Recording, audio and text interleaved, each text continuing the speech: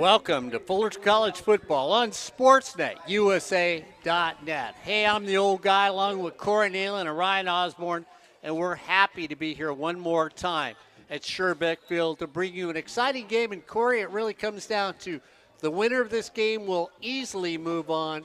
The team that doesn't win, they're going to have their back against the wall, and they'll probably be going down the alley to find out where they play in a bowl game. So San Diego Mesa comes in at 4-1. Some might say a surprising 4-1, but this isn't a program that's been building under Gary Watkins. Fullerton 3-2. Have they found their stride after the last week's win against Southwestern? And we'll tell you who's back deep for San Diego Mesa. That is Michael Ibarra and Jaleel Tucker.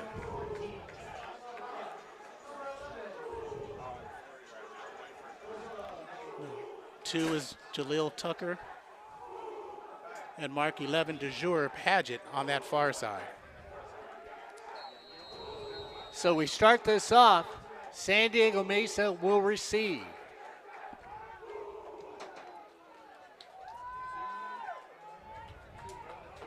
Tucker takes it, goes to the outside, looking to get in the middle, gets tripped up, finally is down right at the 15-yard line. First down and 10 for San Diego Mesa. And up front for the Hornets, Romeo Zuniga, Damian Bergueno, 98 and 92 respectively. Chef Boyd wearing number 95.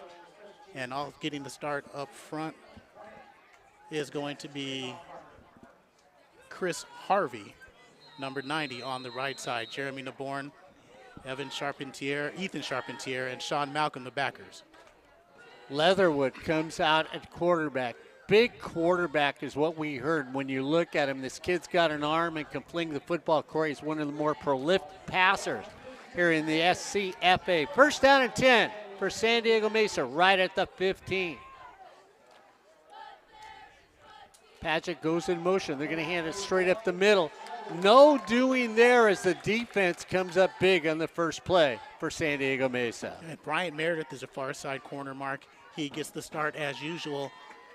Number 22 in gray is Fred Adams, gets his first start of the night. Antoine Johnson Jr. is one of the safeties. He'll be an all-conference performer, and we'll get the last safety in just a moment. Danny Davis, the running back. Leatherwood, the quarterback. In the slot to the near side is Paget. Second down and 9 for San Diego. Fullerton creeps up a little. They're going to try and get Pesher. Pesher comes up the middle. He gets hit, and Corey, this is one thing Brian Crook said. If the down lineman can get there, they're going to have a lot of safety when it comes to throwing the ball. Yeah, and he also said they can't do what they did against Mount San Jacinto, biting on those pump fakes. They did not there. And Perry Williams, Mark, ends the starting lineup for the Hornets on D. So it's going to bring a third down and 9.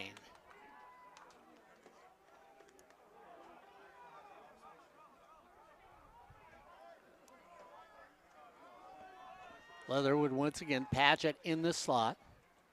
Big third down play for San Diego Mesa. Lots of time. Cross the middle of the field, and it's enough for a first down. All the way up to the 31-yard lines. Let's move the chains on a nice catch by Dylan Curry. No, that's Brian Spalding.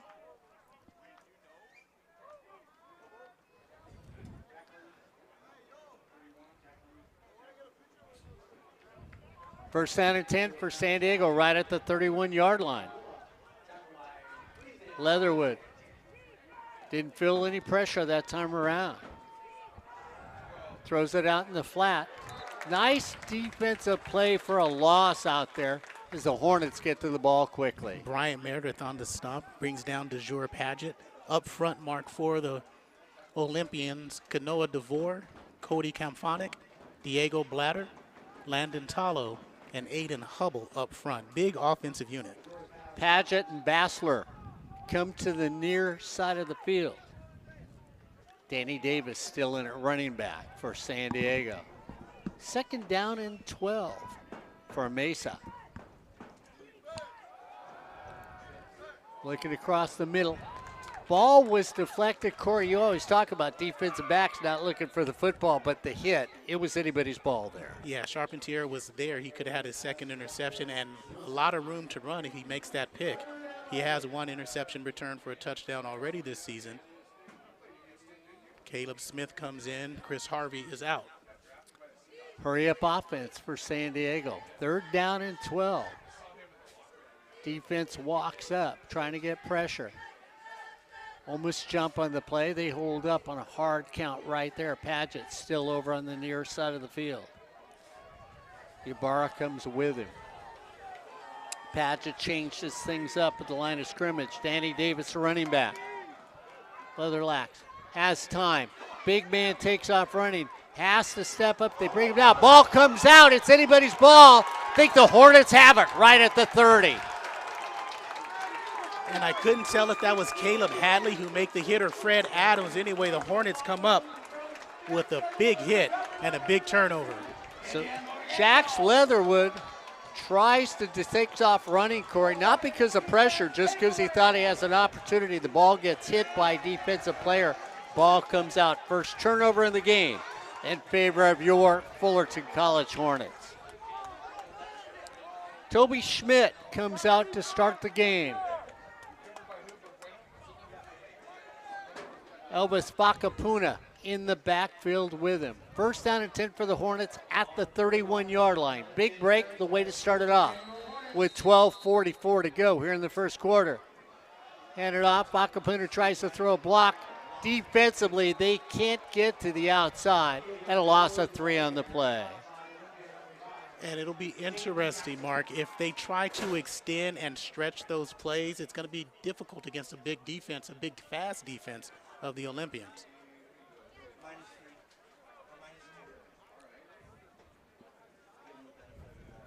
Xavier Hicks in the slot to the near side of the field. Vakapuna still in at running back. Schmidt at quarterback. 2nd down and 12. They hand it off to Vakapuna. Vakapuna gets up to the 30-yard line, just a little past the original line of scrimmage. Just going to bring up a 3rd down and 10 for the Hornets.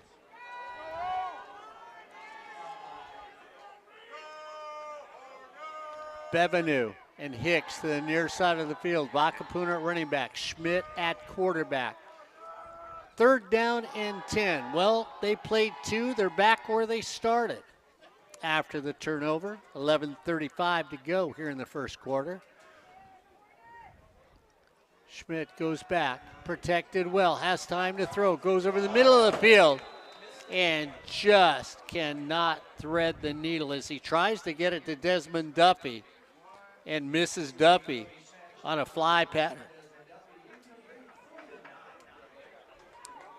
So they've decided to go for it, Corey. They're going to pass on the field goal attempt. 4th down and 10 at the 31-yard line. And you don't mind this going forward right now, Mark, because unless you do a quick kick, you're in San Diego Mesa territory, your field goal unit. Come up the line of scrimmage. Ball gets up on a snap that goes directly to Vakapuna. It got dropped. Okay, Vakapuna picked it up. And that means that the Olympians are going to stop the Hornets here on a 4th down and 10. So with 11:20 to go, the Hornets get the ball on a turnover. They move about 2 yards, and San Diego comes up big defensively. Ryan Osborn is out there, and the automatic adjustment on our camera is not working, so Corey Neyland's going to leave me. Don't switch to this camera. Leatherwood comes out at quarterback. Don't switch to this camera. I don't know. Danny Davis Did you see this? stays in there. no idea. 1st down and 10 at the We're just 30. on the one camera for Hand it now. straight up to Text Davis, Ed. straight up the Let him middle. He know that gets the stream maybe is to fine the 'cause 30 we're and doing the one stops. camera. Just don't go to this.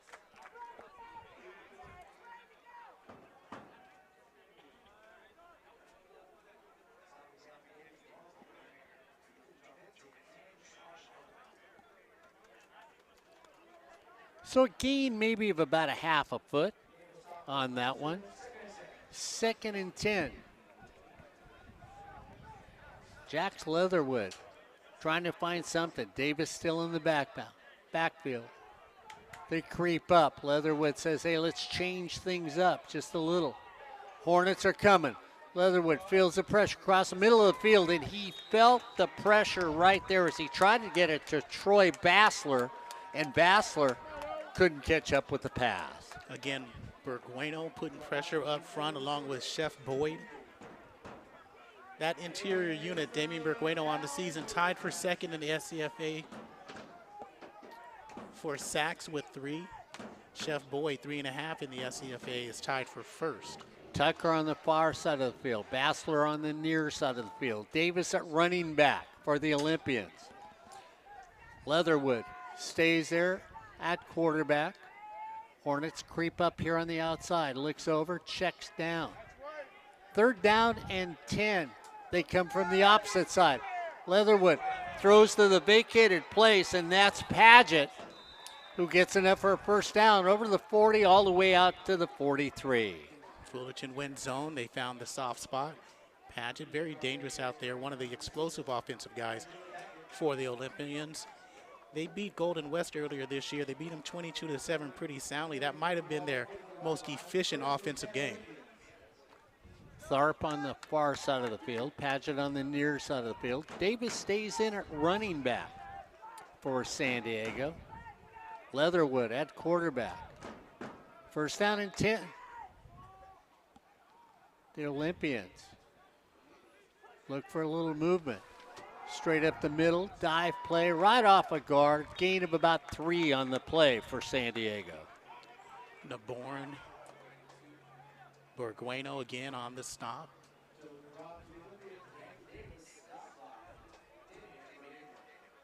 Jeremy is tied for 4th with tackles for loss on the season in the SCFA, 5.5. Burgueno mark 7, and that's 1st. 2nd down and a long 7 for San Diego. Trying to get to midfield. Fullerton backs out.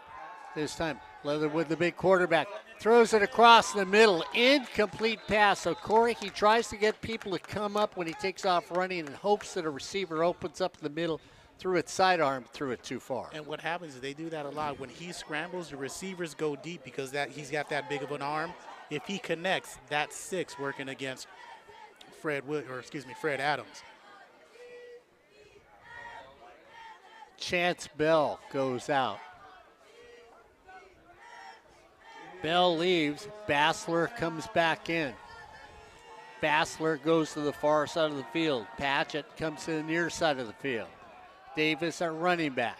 3rd down and 7. And we're going to get timeout on the field. Timeout, Mesa. So with 9:08 to go, it's Fullerton 0, San Diego Mesa 0 here on Sportsnet USA.net. And while we're talking about the Fullerton College defense, Mark, they played well this season. They've got 2 defensive touchdowns. Antoine Johnson's got that 99-yard interception return. Ethan Charpentier has an interception return for 40 yards. Antoine's got a punt block return for a touchdown. So their defensive special teams, along with Kavion Bills, big things have kept them in games with their 3-2 record. And their defense, as we mentioned, Bryant Meredith is 2nd in the SCFA in pass breakups in the first 5 games of the season. Well, you're going to have to see the defense come up really big because Leatherwood, we were told by Brian Crooks, big kid, strong arm. If you give him time, he's going to beat you. Yeah, and these are the type of the games San Diego Mesa likes. Saddleback last week or the game before. We'll get that thought in just a moment. Paget once again to the near side of the field. Bassler to the far side of the field. 3rd down and 7. Leatherwood goes back. Has time to throw. Throws it quickly out in the flat. And an easy little catch for DeJure Paget right out there. And it's a simple play and a breakdown by the linebacker. That's Sean Malcolm on the right side. He's got Charpentier in the middle. He just stays on the outside. That pass is complete for 5 yards. No yak. It's 4th down. So first down and 10, right across the 35. We'll put it at the 34. We'll be a little generous here on SportsNetUSA.net with 8:41 to go here in the first quarter. Jax Leatherwood at quarterback for Mesa. Hands it off to Davis. Davis goes around left side, stays on his feet, gets a good 10 on the play. Let's make it 11. First down, San Diego Mesa. That does not look like an offensive unit, Mark, that's had trouble running the ball. Danny Davis turns the corner and gets a big first down with 8:15 to go. Move the chains. They mark him down right at the 30. So I give him a little extra yardage on that.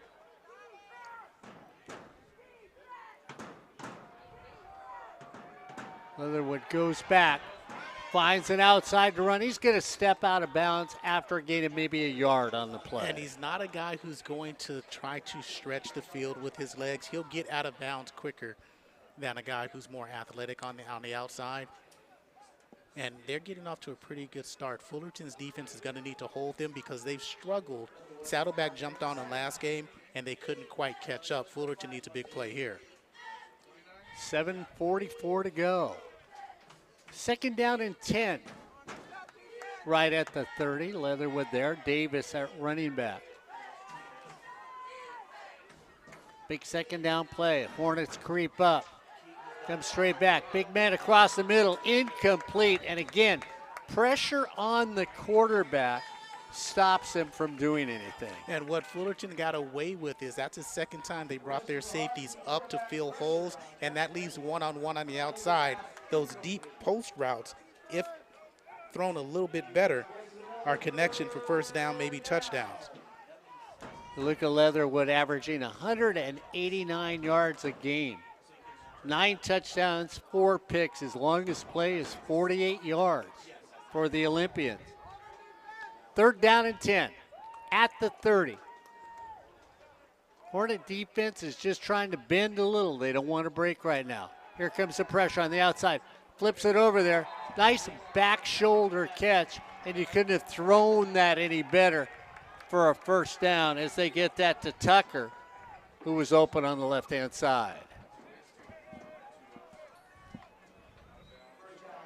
First down, just inside the 20-yard line for San Diego. Deserve Paget to the near side of the field. Tucker to the far side of the field. Leatherwood at quarterback. First down and 10 for San Diego. Defense made a stop after a turnover. Nice little turn right there to Salas. Santiago Salas runs with it. Came into the game leading the team in rushing with 191 yards. And this is the type of drive that San Diego Mesa wants you to have. They can be explosive, but they're really comfortable under Gary Watkins, methodically moving the ball down the field. Davis goes to the left. Salas goes to the left. Davis comes to the right. Leatherwood at quarterback. Second down and 6 for the Olympians. Salas goes in motion left, goes down the field. Leatherwood flips it in that direction. Touchdown, San Diego. And Corey, a nice little delay. They put Salas in motion. Everybody watched him. Tucker just comes across the field, wide open. Touchdown, San Diego. So Mesa, when their defense makes a stop, they come down the field and scores a touchdown. And that's the thing about the linebackers. When they're in there, they're going to have to stay at home, and this is what got them in trouble against Mount San Jacinto. Not staying at home. It was the secondary against San Jacinto. Now it's the backers who are getting out of position. Spot the ball at the 10. The ball is spotted. The kick is up. And the kick is good. With 6:08 gone left here in the first quarter, it's San Diego 7. Fullerton 0 here on SportsNetUSA.net. Ryan Osborn, Corey Neyland, and the old guy. Happy to bring you this game today. Of course, you look at your Hornets, co-head coaches Phil Austin and Brian Crooks. said the team had a great practice this week. Brian Crooks gathers his defensive group together.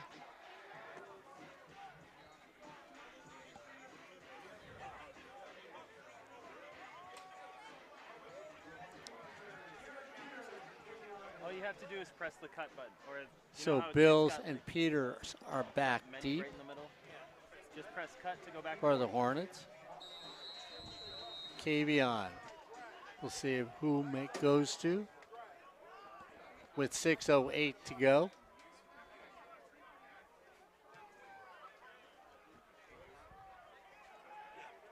Goes out through the end zone for a touchback.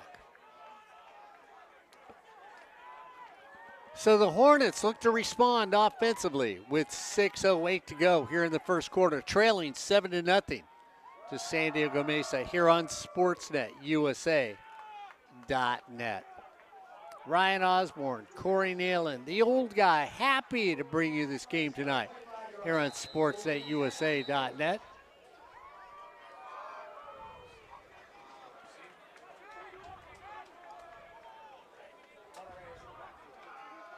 Honore takes it, bounces off of a tackle, refuses to go down across the 30 all the way out to the 31. So Justin Honore met head up with Cooper Ma, won that battle and picks up 4 more yards after the initial contact. You're going to look on the defensive side of the ball 52 is Christian Moda. He's tied for sacks with Chef Boyd in the SCFA. Also tied for first with tackles for loss with Damian Bergueno. Justin Honore with 115 yards this season for your Hornets, averaging 23 yards a game, just a little under 4 yards a carry. Gain of 7 will be 2nd down and 3, just across the 30, right at the 31 for the Hornets. Throw it across the middle, ball knocked down. Aimed it. And he was looking for Bills over the middle. He was covered. And again, this defense is stout. You're going to look at number 3, Brandon Worsley, tied for 5th in tackles for loss, and Thomas Graham, near side corner number 30. He's tied for 1st in pass breakups in the SCFA. So 3rd and 3, Schmidt at quarterback, Honore at running back. Big 3rd down play. San Diego moved down the field. Hornets need to keep the ball for a while. Going down deep, down the field. No flag called. Corey, good no call? Good no call. Aiden Bravo had a chance. Decent throw. Brian Crooks wants a hold on Thomas Graham. But they're letting him play a little bit. Fullerton got away with one on the last drive. And here's one.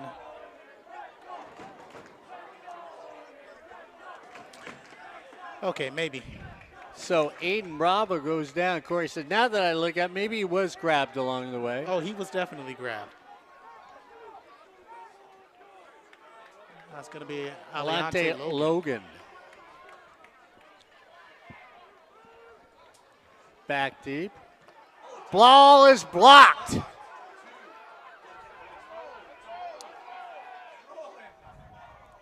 So blocked on the punt, Corey, and it just finds its way across the 40. With 5:02 to go, will special teams for San Diego being special, and the Hornet defense needs to be that now. With 5:02 to go, it's Mesa 7, the Hornets 0 here on Sportsnet USA.net. And that was Worsley who got through to get his hands on that block. Charles Villarreal, Mark, was the special teams player of the week for their last game. Going perfect on extra points and a big 50-yard punt against Southwestern.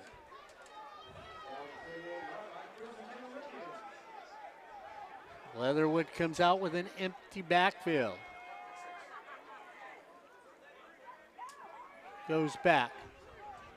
Feels the pressure. Nobody's there. They fling it up. And standing by himself right at the stick is Leatherwood. Corey, you talked about it being a big quarterback. Gets away and flings it over to Deserve Paget once again.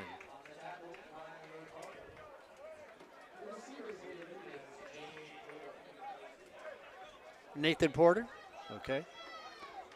My mistake, so Nathan Porter gets that one. Bassler comes to the near side of the field. Porter to the far side of the field. First down and 10. Right at the 46 for San Diego.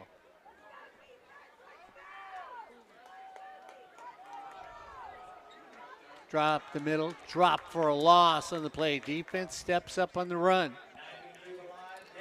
So they come up and get on that one. Come and make a play right there on Santiago Salas. Des Palomalo. Hornet defensive line, traditionally under Coach Robinson, and before that, Coach Crooks, 8 to 12 team deep on that squad. Second down and 11 for the Olympians. Right at the 48. Leatherwood looks things over. Steps back. Middle of the field. Going down deep. All by themselves. And you overshoot as Corey. There's a wide open receiver. Defensive back gets lost on the play. And they're getting caught looking and trying to read the quarterback's eyes. They're looking in the backfield instead of playing with that zone they're trying to play or that man-to-man. They're caught and stuck in the backfield. Bassler comes to the near side of the field. Salas, the running back. Leatherwood, the quarterback. Third down and a long 10 for San Diego, right at the 48. 3:41 to go, trailing by 7. Here come the Hornets up the middle. They want to get the quarterback. They hit him. He gets his clock clean and can't get the ball away on a blitz by Brian Crooks' defense. Jeremy Naborn, he's a troublemaker on defense. He rushed Leatherwood because otherwise that could have been a first down. Padgett was streaking over the middle, was wide open. Fullerton very late on the reaction over those drag routes. Kavion Bills back deep. He'll stand at the 10.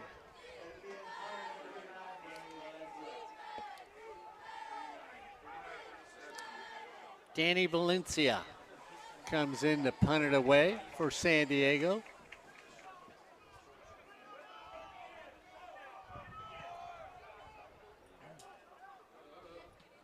Drops it down.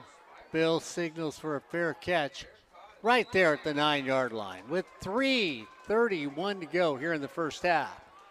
It's San Diego Mesa 7, your Fullerton College Hornets 0.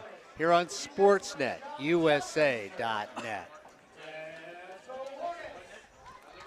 Well, Corey, defense that time steps up. Of course, Brian now is looking and realizing his down linemen aren't going to get there. He's bringing pressure. Yeah, and it's one of those things where the secondary and the linebackers specifically haven't been able to read their keys properly and hasn't been able to react well. If they're doing their job, then the defensive line would be able to get to Leatherwood.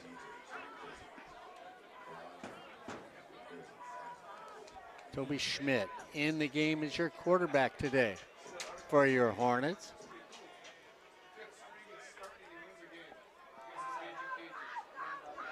Turn, gets away. Gain of about 2 on the play, maybe 3. That was Jared Peters, who we haven't seen in a couple games. He gets the run. And Mark, I'll ask you, when are we going to see the tight ends? I saw one the other night at Denny's. So here's the thing. Against this fast, aggressive defense, maybe one look in for a tight end over the middle. That's going to be open as they're reacting and they're susceptible to the play action. Looks like San Diego's going man-to-man. Here comes the pressure. Run it straight up again. Maybe a gain of 1 on the play. It's going to bring up a 3rd down. So Peters comes out there. Jared Peters. Schmidt looks over. Peters comes out. Honore comes in at running back. Hornets looking for a first down with 2:16 to go. Stuttering on offense just a little, but defense is keeping them in the game, playing solid all the way.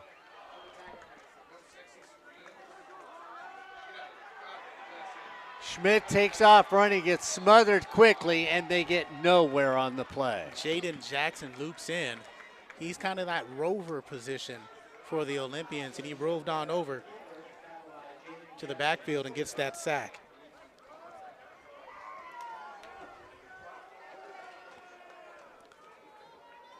So Logan comes out. He'll stand for San Diego right at the 48-yard line. Last time, Fullerton punted it. Hand on the ball. See if San Diego brings the pressure. They were there last time. Down by 7.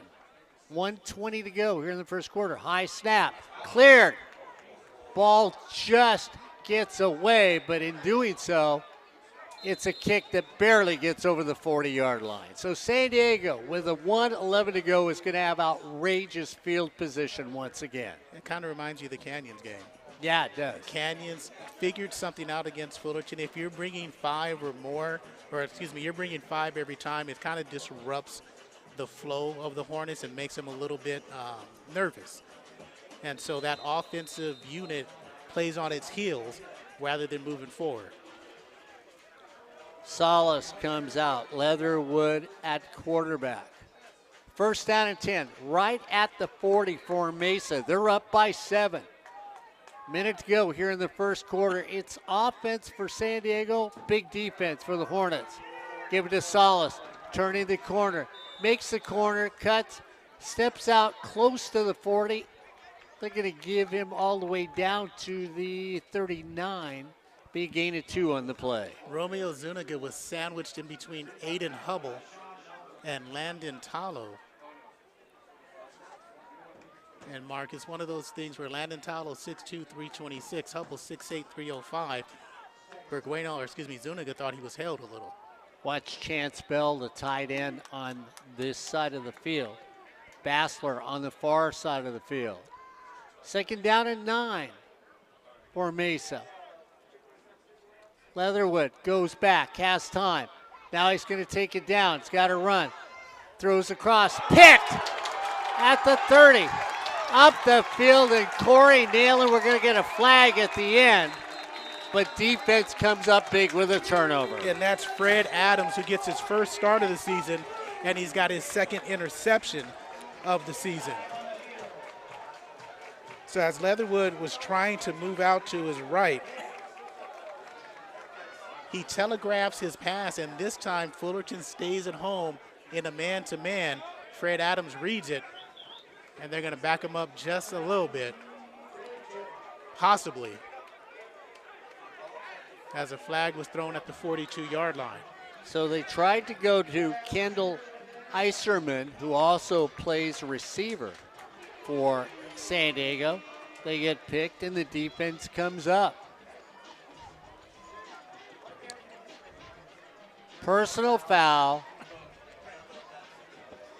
against the Hornets.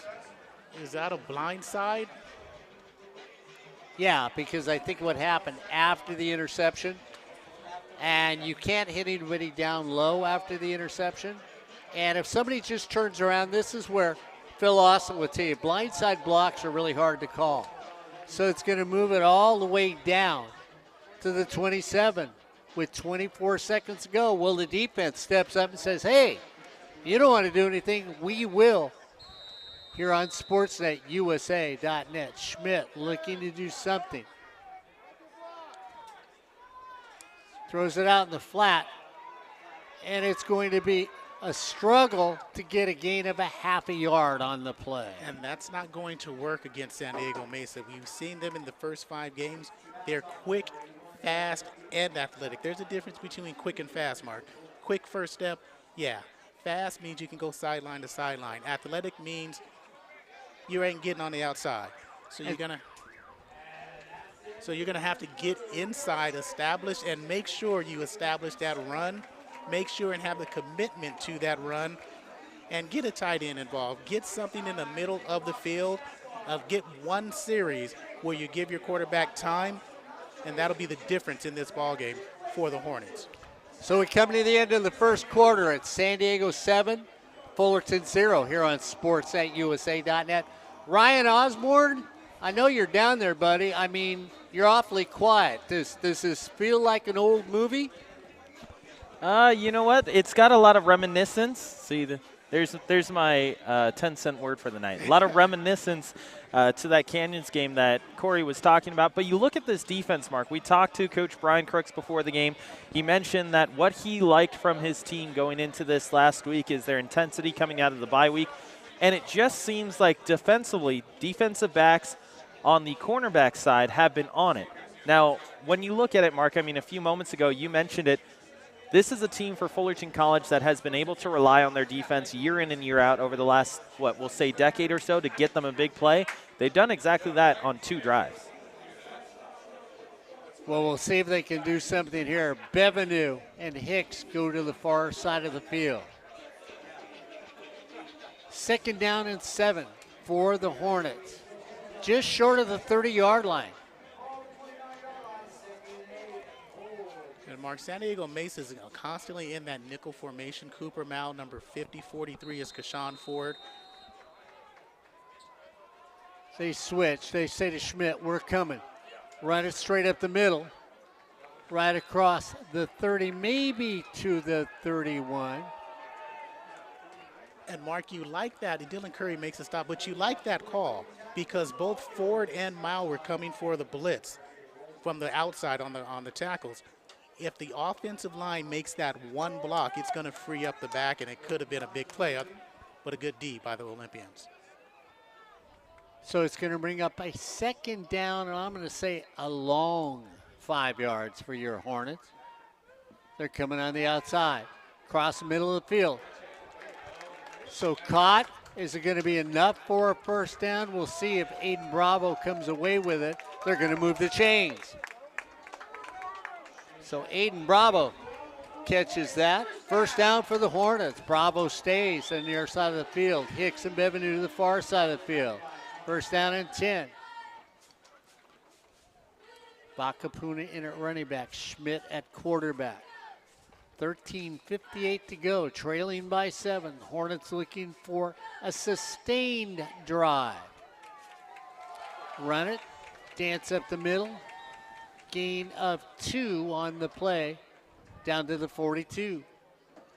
Christian Moda, who's going to be all conference, first in on the stop. Him and Chef Boyd have been disruptors on defense for Fullerton and San Diego Mesa. Honore comes now in the game. So it'll be Bakapuna and Honore at running backs. Aiden Bravo goes to the far side of the field. Bevenue comes to the near side of the field. 2nd down and 8 for the Hornets. Straight up the middle. Run. They stick with it. Gain of 2 on the play. It's going to bring up a workable 3rd down. Setting up a play action pass. Nickel and diming, there's nothing wrong with the short pass, short runs. You see the safeties for San Diego Mesa. They started the 1st quarter, 12 yards, 15 yards now. Now you look at them. They're within 10 yards of the line of scrimmage to play action on that aggressiveness. Hit somebody deep, perfect time.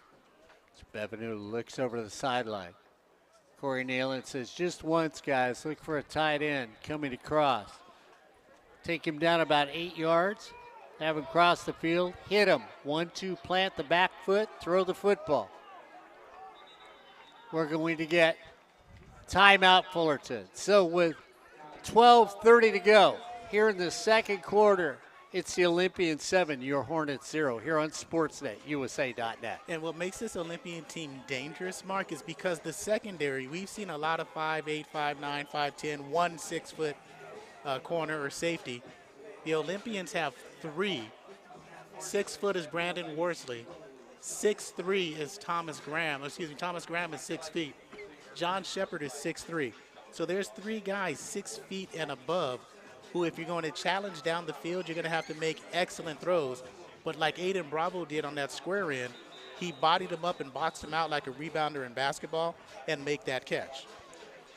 Well, Desmond Duffy, they tried to go deep to him once. You look at Desmond Duffy this year, 11 reception, averages 2 catches a game, and that's the leading receiver on your Fullerton College Hornet team.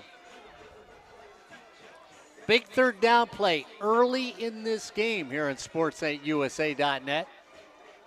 Thursday night football. here at Hal Scherbeck Field. See if they bring pressure. They back off. Schmidt's got time. Steps up. Throws it across the middle. Caught. So they're going to call it a reception. Corey, that was a heck of a catch by Xavier Hicks. Yeah, sliding to the ground well past the first down marker. And he does a nice job of finding that crease in the zone. So Hicks comes away with that. Hicks comes to this side of the field. First down and 10 for the Hornets. Right at the 43. Runner out the outside. Schmidt gets the sticks or just a little short. Did he make it? They're going to mark him just about a yard short. So Toby takes it, ducks down, slides after a 9-yard gain. Yeah, and on that last play, Thomas Graham slipped, allowing Xavier Hicks to get open. But again, Mark, that's the play action. You may want to call it an RPO, whatever you want to call it, first down. Second down and 1 for the Hornets. Look back over. Aiden Bravo to the near side of the field. Hicks next to him. Getting signs. Big second down. Toby Schmidt moves back a little, looks over the defense. Here they come. Schmidt looks for a quick one. And Corey, that's what you've talked about. 1-2. Go down 4 yards. Let me throw you the football. That's all you need, Mark. If it takes you 12 plays to get into the end zone, but you're getting 4 and 5 yards a pop, you take that. First down and 10 for the Hornets at the 30. They're moving slowly. They'll take it moving slowly down the field. Once again, Missigdunkum makes out one. Gets a gain of 1 on the play. Trying to keep them honest defensively. Aiden Bravo far outside. Hicks in the slot next to him.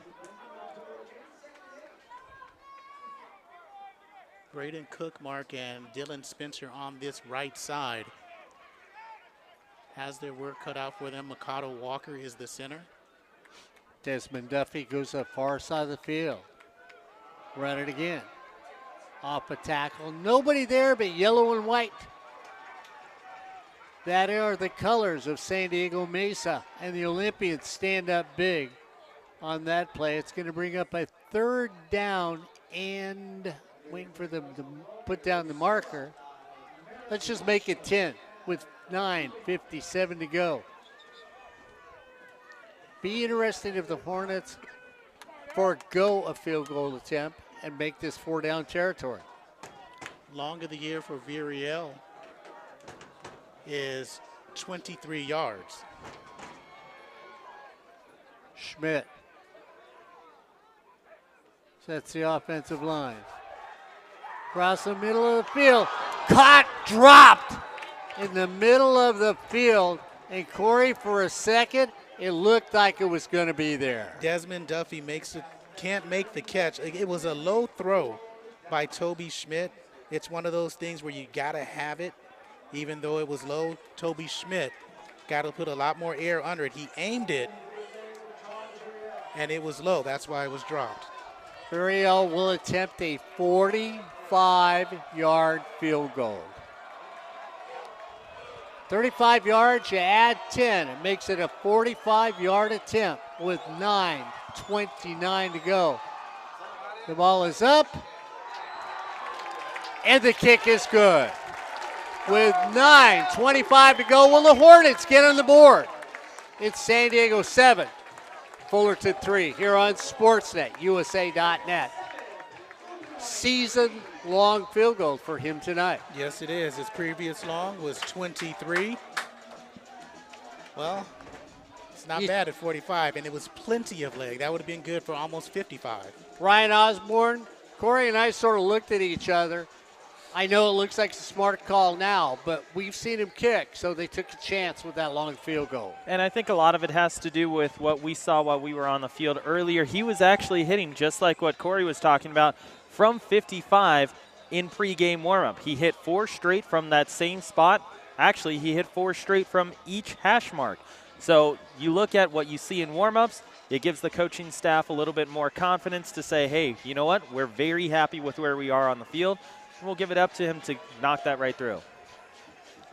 And guys, Fullerton on this possession, they're going to need somebody to step up. They're going to need that other turnover. Fred Adams had the pick. They're going to need another turnover, and look for Ethan Charpentier, the middle linebacker for the Hornets, on this defensive series to step up. Paget back for San Diego. 9:25 to go. Hornets get a little closer. Paget looks at it, watches it, stays in, takes a bounce. Thought it was going to go out. Hornets are there all over him and drops him at the 8. So Corey, he thought it was going to bounce out of bounds. He stopped to watch it go out of bounds and bounce back towards him. Tried to take off running, but defense was there on the kickoff. So great coverage by special teams. Yeah, when you watch that, it dropped, bounced right at the 2, straight up, not out of bounds. So let's see what the Hornets, like they did against San Diego, or excuse me, San Jacinto, get a defensive touchdown.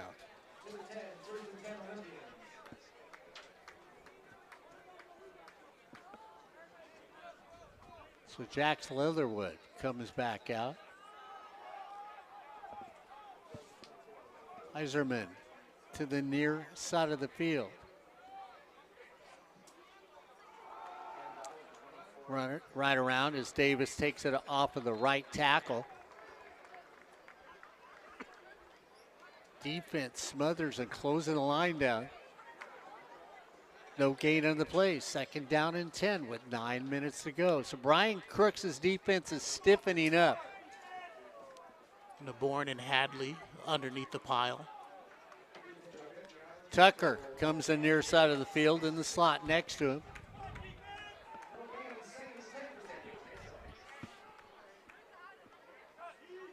Fullerton jumps.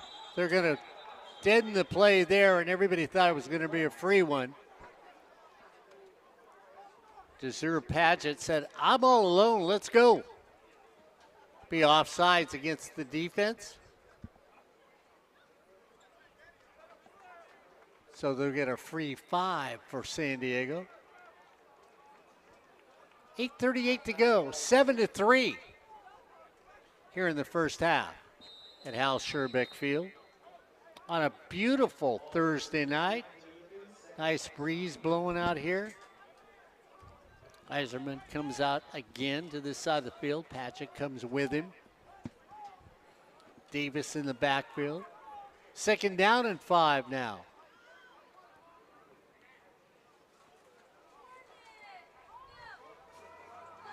Straight up the middle. Refuses to go down. Gets gain on that one. So Danny Davis moving the ball. Gets a 1st down for San Diego. And they did a nice job of bringing their tight end, Chance Bell, in as an extra fullback to create an opening. And again, more guys on the offensive side to block against the defensive unit usually produces 1st downs. 1st down for San Diego. Davis stays in at running back. In the slot's going to be Paget. Watch him, he can fly. Fullerton walks up and says, here we come. Bringing pressure. Going to the far side. Trying to get it to that big time tight end you were talking about, Chance Bell. Can't get it to Chance Bell, though. Daniel Kletcher was a guy trying to apply the pressure. Chris Harvey was in the backfield on the right side. So Paget goes to the far side of the field. Bassler comes to the near side of the field. Davis stays in at running back. Leatherwood at quarterback. 2nd down and 10 for San Diego. Leatherwood goes back. Crossing pattern. Paget turns, gets one off, goes back the other direction. Finally, they get him down all the way out to the 30-yard line. And that'll be a gain of 8 on the play. And there's Charpentier who brings them down. Daniel Kletcher cleans it up. But again, Leatherwood is given just enough time to make those, and it's a long crossing route. So good job by the offensive line. So Chance comes back in, the big tight end. Chance Bell comes in. Along with Bell is Wilson, the other tight end. So the two tight ends are going to come to the near side of the field and line up. 3rd down and 1. Straight dive play. Stood up right at the 30. And if they give him anything beyond the 30, Corey, I thought he got stood up on the 30 and driven backwards. But it looks like they gave him a little more movement beyond the 30. Looks like they got him at the 31, almost the 31-yard line. Sean Malcolm stood him up, and they're giving him forward progress. Wow. So I thought it wasn't even that far. Same formation. Good spot. 4th down for San Diego.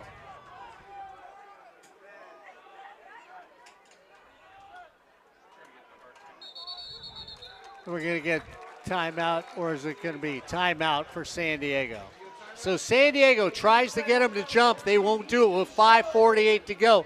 Disciplined by Brian Crooks' defense. And Corey, I'm going to go back to that play before, because you stand up a very good running back and you don't allow him to fall forward. That's what stopped the play. Good tackling on the defensive side. Yeah, and that's what you needed. The linebacker stepped up and made a play after a rough first quarter. But you have a defensive stop. Conceivably, they're not going to go for it here and kick it away. Your offense showed some a bright spot last possession, even though they settled for a field goal. Now's your time to take a lead into the half. So San Diego looks like they're going to punt it away with 5:48 to go here in the second quarter. 7-3 here on sportsnetusa.net. Corey, Ryan, the old guy, happy to bring you this game tonight. Pressure comes up. Kick is away. Everybody says, get away, get away, get away. San Diego said it hit a Hornet. And it looks like it hit Fred Adams in the back. Cooper Ma was there to catch the ricochet. And that's it. And so it gets hit, picked up on the bounce, and San Diego gets the turnover.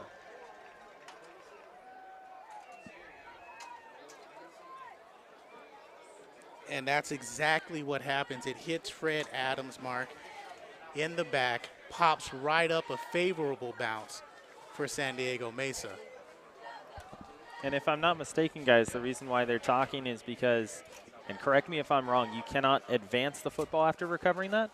No, because it'd be like a muffed punt where you can't do that either.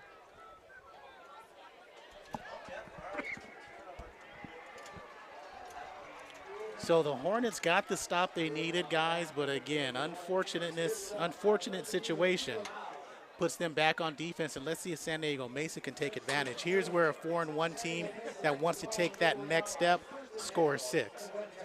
Leatherwood comes out. Davis at running back. Tucker to the near side of the field. And Brian Crooks is saying, why are you giving him the ball where you're giving the ball at?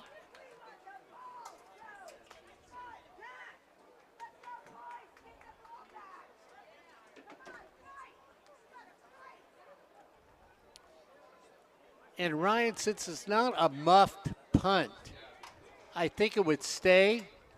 But this is the conversation. A muffed punt cannot be advanced, but because it hit somebody running down the field, yeah. I don't know if that's not what it's counted as. And what he is asking there, Mark, is that since the ball, it looked like from our sideline, it looked like it went off of Adams' back at about the 41, which is what Brian is actually asking about.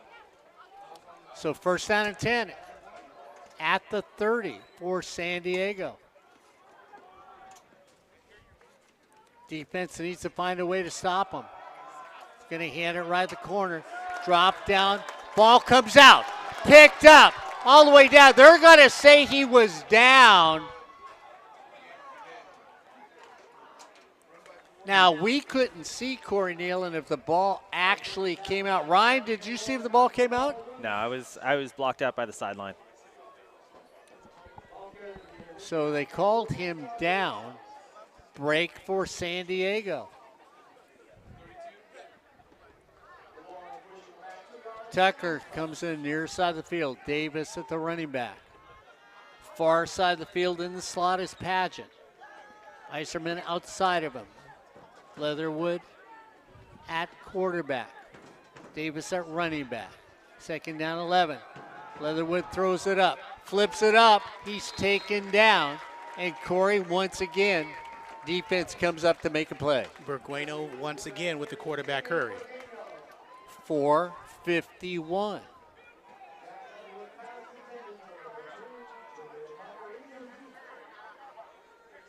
So Derek McClintock now in at running back for San Diego. McClintock comes in. So McClintock at running back, Leatherwood at quarterback. Tucker the near side of the field, Patchett the far side of the field. Third down 11.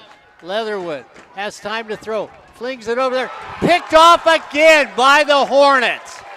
And they're picking on Fred Adams. Fred Adams redeems himself. One pick and gets hit in the back on a punt.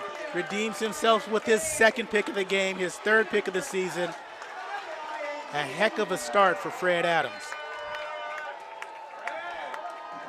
And Corey, does it look like, and Ryan chime in here, Leatherwood hooks up on somebody and doesn't look anyplace else? There was only a one receiver route. Ryan can attest to it. He was looking down to the left side all the way. Fred Adams jumped it. No, and I agree with Corey. He was looking at that left sideline. And the other thing is, too, guys, is as you have mentioned before, you look at defensive backs, they're going to try and read the eyes of the quarterback. His eyes stayed on that left sideline all the way through the throw. So Honore comes in at running back.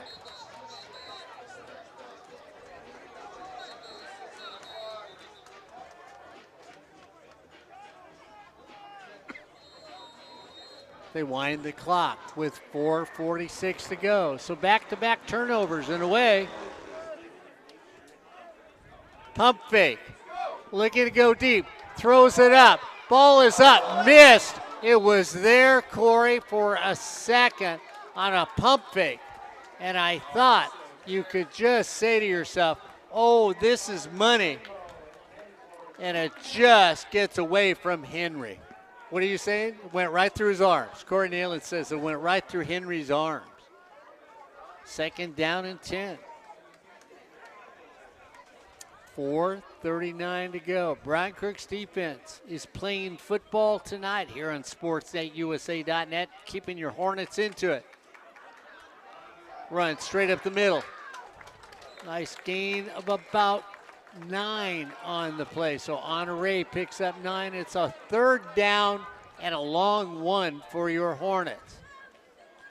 4:20 to go here in the first half, trailing by 4, trying to make a move. Defense has picked a couple against the Olympians. That's why they're still in the game here on SportsNetUSA.net.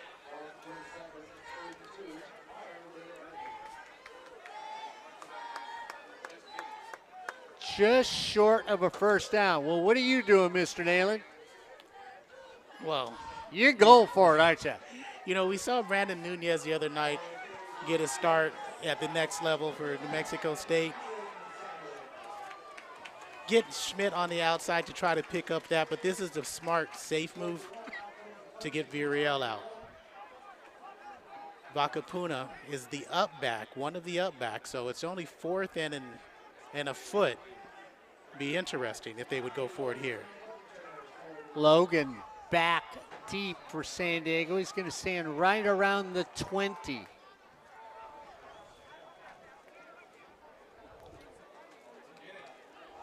Again, blocked one more time. It's going to roll out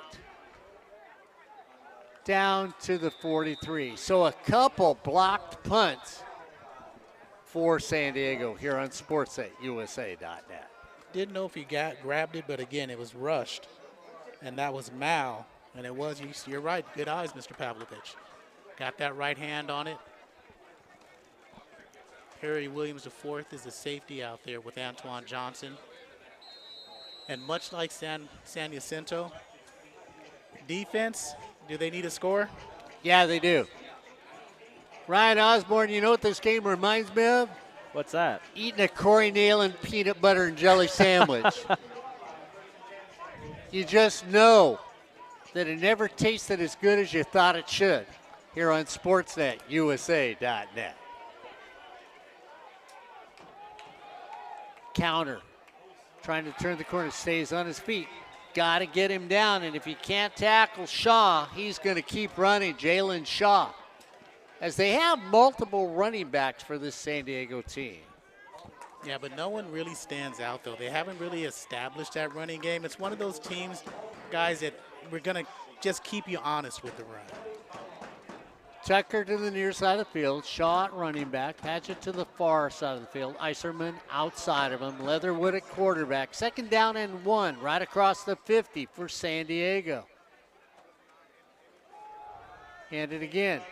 Going to go on a counter. Trying to stop him. Doesn't get any yardage. And I sort of like the fact that they're going to mark him down right at the original line of scrimmage. 3rd down and 1 with 2:16 to go. And that's Jeremy. Again, he's got 5 tackles tonight. And you're going to keep it on the ground if you're the Olympians. You don't want to give the ball back to Fullerton. You want to try to get some points to close out the half. You don't mind if you don't score here because you go in the lead with the half. So we're going to get the 2-minute timeout here on SportsNetUSA.net. As San Diego, well, they looked like they had something cooking, then the gas got turned off, the meal went bad, and the Hornets said, well, we'll nibble on it, realized it wasn't to their taste, and that's why we're sitting here 7-3 on SportsNetUSA.net. But, guys, this is really the game we expected. Both offensive has not been prolific this season. Ryan, did you leave us? No, I'm here. Sorry, I was just changing something on the camera. Oh, okay. But it's exactly like what you're talking about, Corey. I mean, you go back to the offense that we've seen in the last few years. Fullerton College, of course, what they've done recently, and we'll say the last decade or so, is they've gone to a lot quicker offense. This year, that kind of changes a little bit. It also goes to, you know, what style of players do you have in the program currently? It changes. San Diego, what we've seen recently from them is that they are more of a true huddle offense. They come together, they go up to the line of scrimmage. I mean, go back to the last 2 games that we played at San Diego Mesa, and you see that their offense takes a lot more time to matriculate. Not necessarily the case this year, but their drives have been either touchdown or nothing. Bell comes in at tight end along with Wilson. So a big tight formation. 3rd down and 1. For San Diego, right at midfield. They run what they would call, as we would call it, Wildcat, but it's enough for a 1st down. Move the chains for San Diego. So Reggie Johnson, the 6'3" quarterback from Madison High School in San Diego, picks up 2. They needed 1.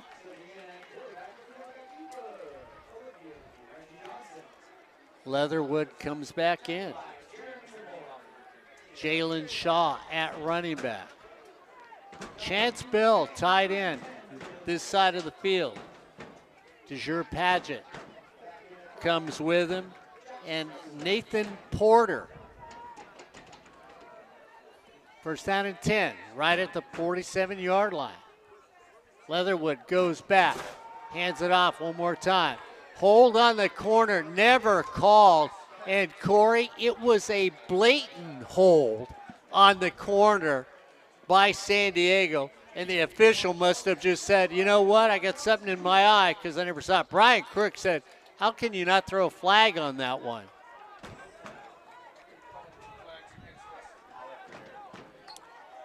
Porter sneaks out. So a gift, timeout, Fullerton. So San Diego gets a gift with 56 seconds to go. We'll see if they re-gift it or if they keep it themselves and say, it's my color, it's my size.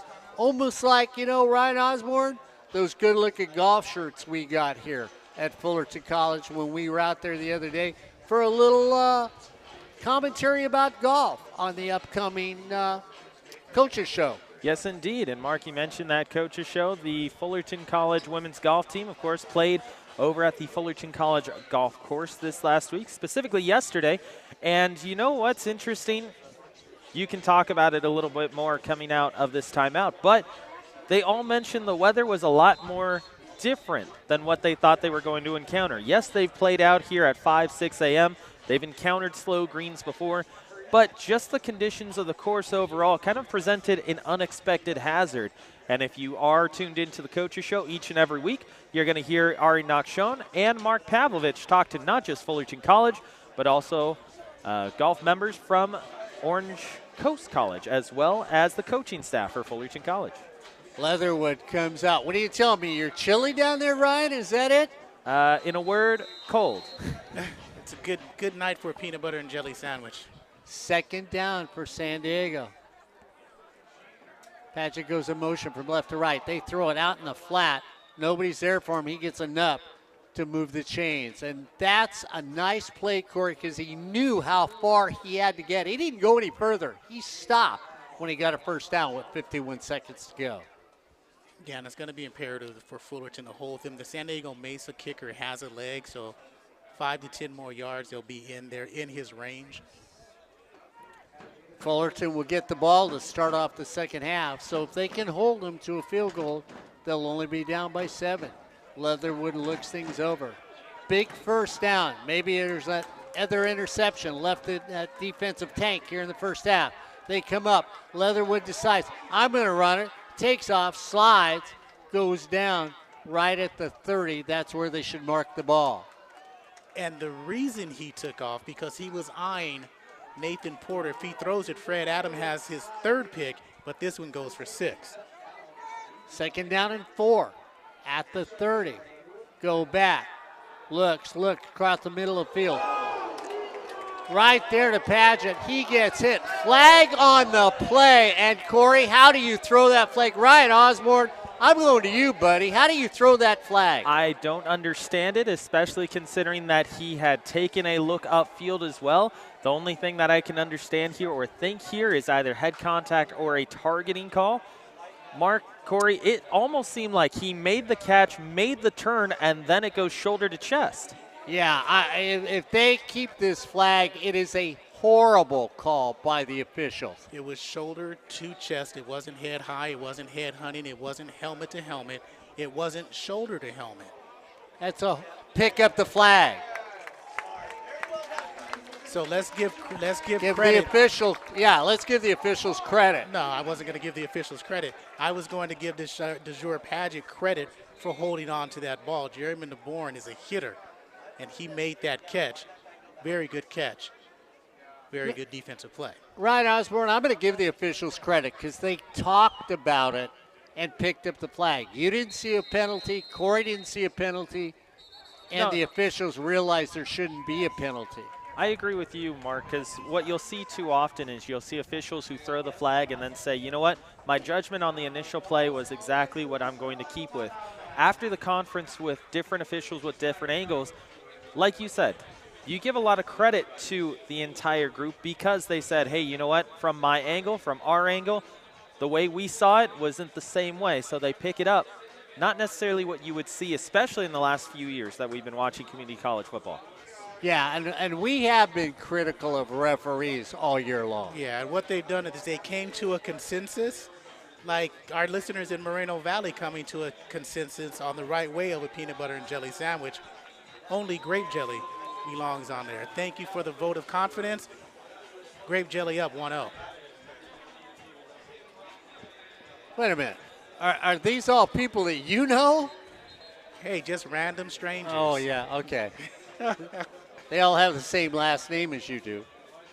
I talked to the Fullerton College golfers. They were saying peanut butter and banana. So, Well, at least they can golf. They did say peanut butter and banana, but they also said that Mark's peanut butter, banana, and ham sandwich was not okay. Oh, well, you guys just have no taste.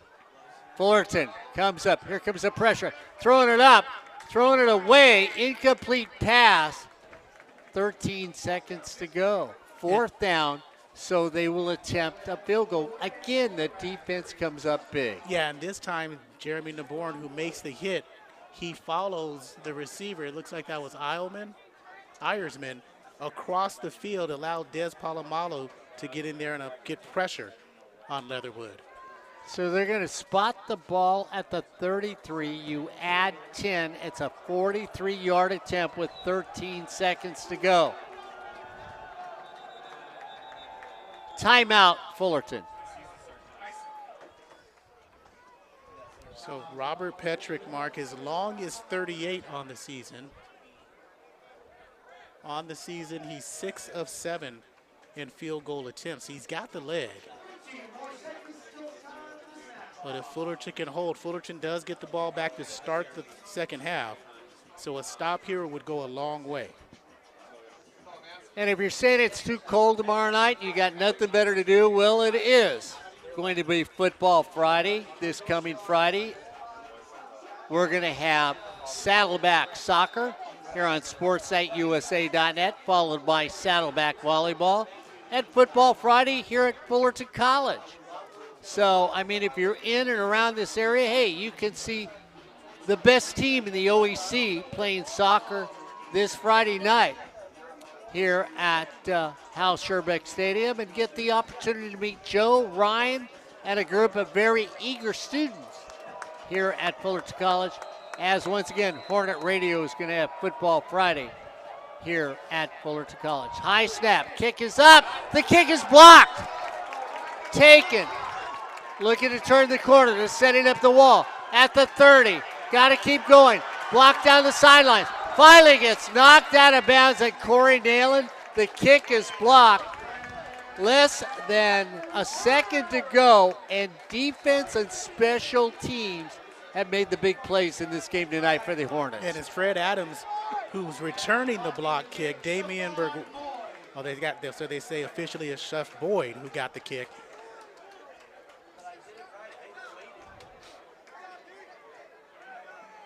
So big play for the Fullerton defense. And with 0.9 seconds left, and you get the ball back, you know, why not air it out? Well, let's hope they do. And Corey, I tell you what, you know, you talked about them tight ends. I send 5 people down there and say to that tallest kid, man, go up and get the football. Not under 1 second to go, 0.9. Schmidt goes back, steps up, gets hit, goes down, ball comes out, Haffel in. So as we come to the end of the first half, it's San Diego Mesa 7, Fullerton College Hornets 3 here on Sportsnet, USA.net. Corey, Ryan, and the old guy, happy to bring you an exciting first half of community college football on Sportsnet, USA.net, as we head to halftime and homecoming here on Sportsnet, USA.net.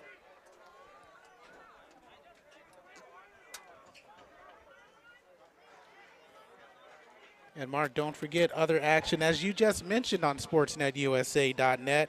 The franchise is back over at East LA College, playing Long Beach tonight. Their game is going in the third annual President's Cup. Oh, look who's coming in from the cold. And as you mentioned, tomorrow, big night, big day on Sportsnet. You got soccer at Saddleback at 3. Huskies volleyball at 4. Saddleback volleyball at 6. Big Friday, as you mentioned, on SportsNetUSA.net. Following a big Thursday. 5 games in action across the SCFA. And when you think about it, don't forget, second half exciting football here on SportsNetUSA.net. Ryan Osborn, Corey Neyland and I are going to get the heck out of the way for a second. We'll be back in about 20 minutes because they're going to go give me my crown for homecoming king. Oh, there we go. That sounds good. I'll take over here as you go down. You retrieve that crown. And don't forget, Mark, I would like an order of fries on the way back.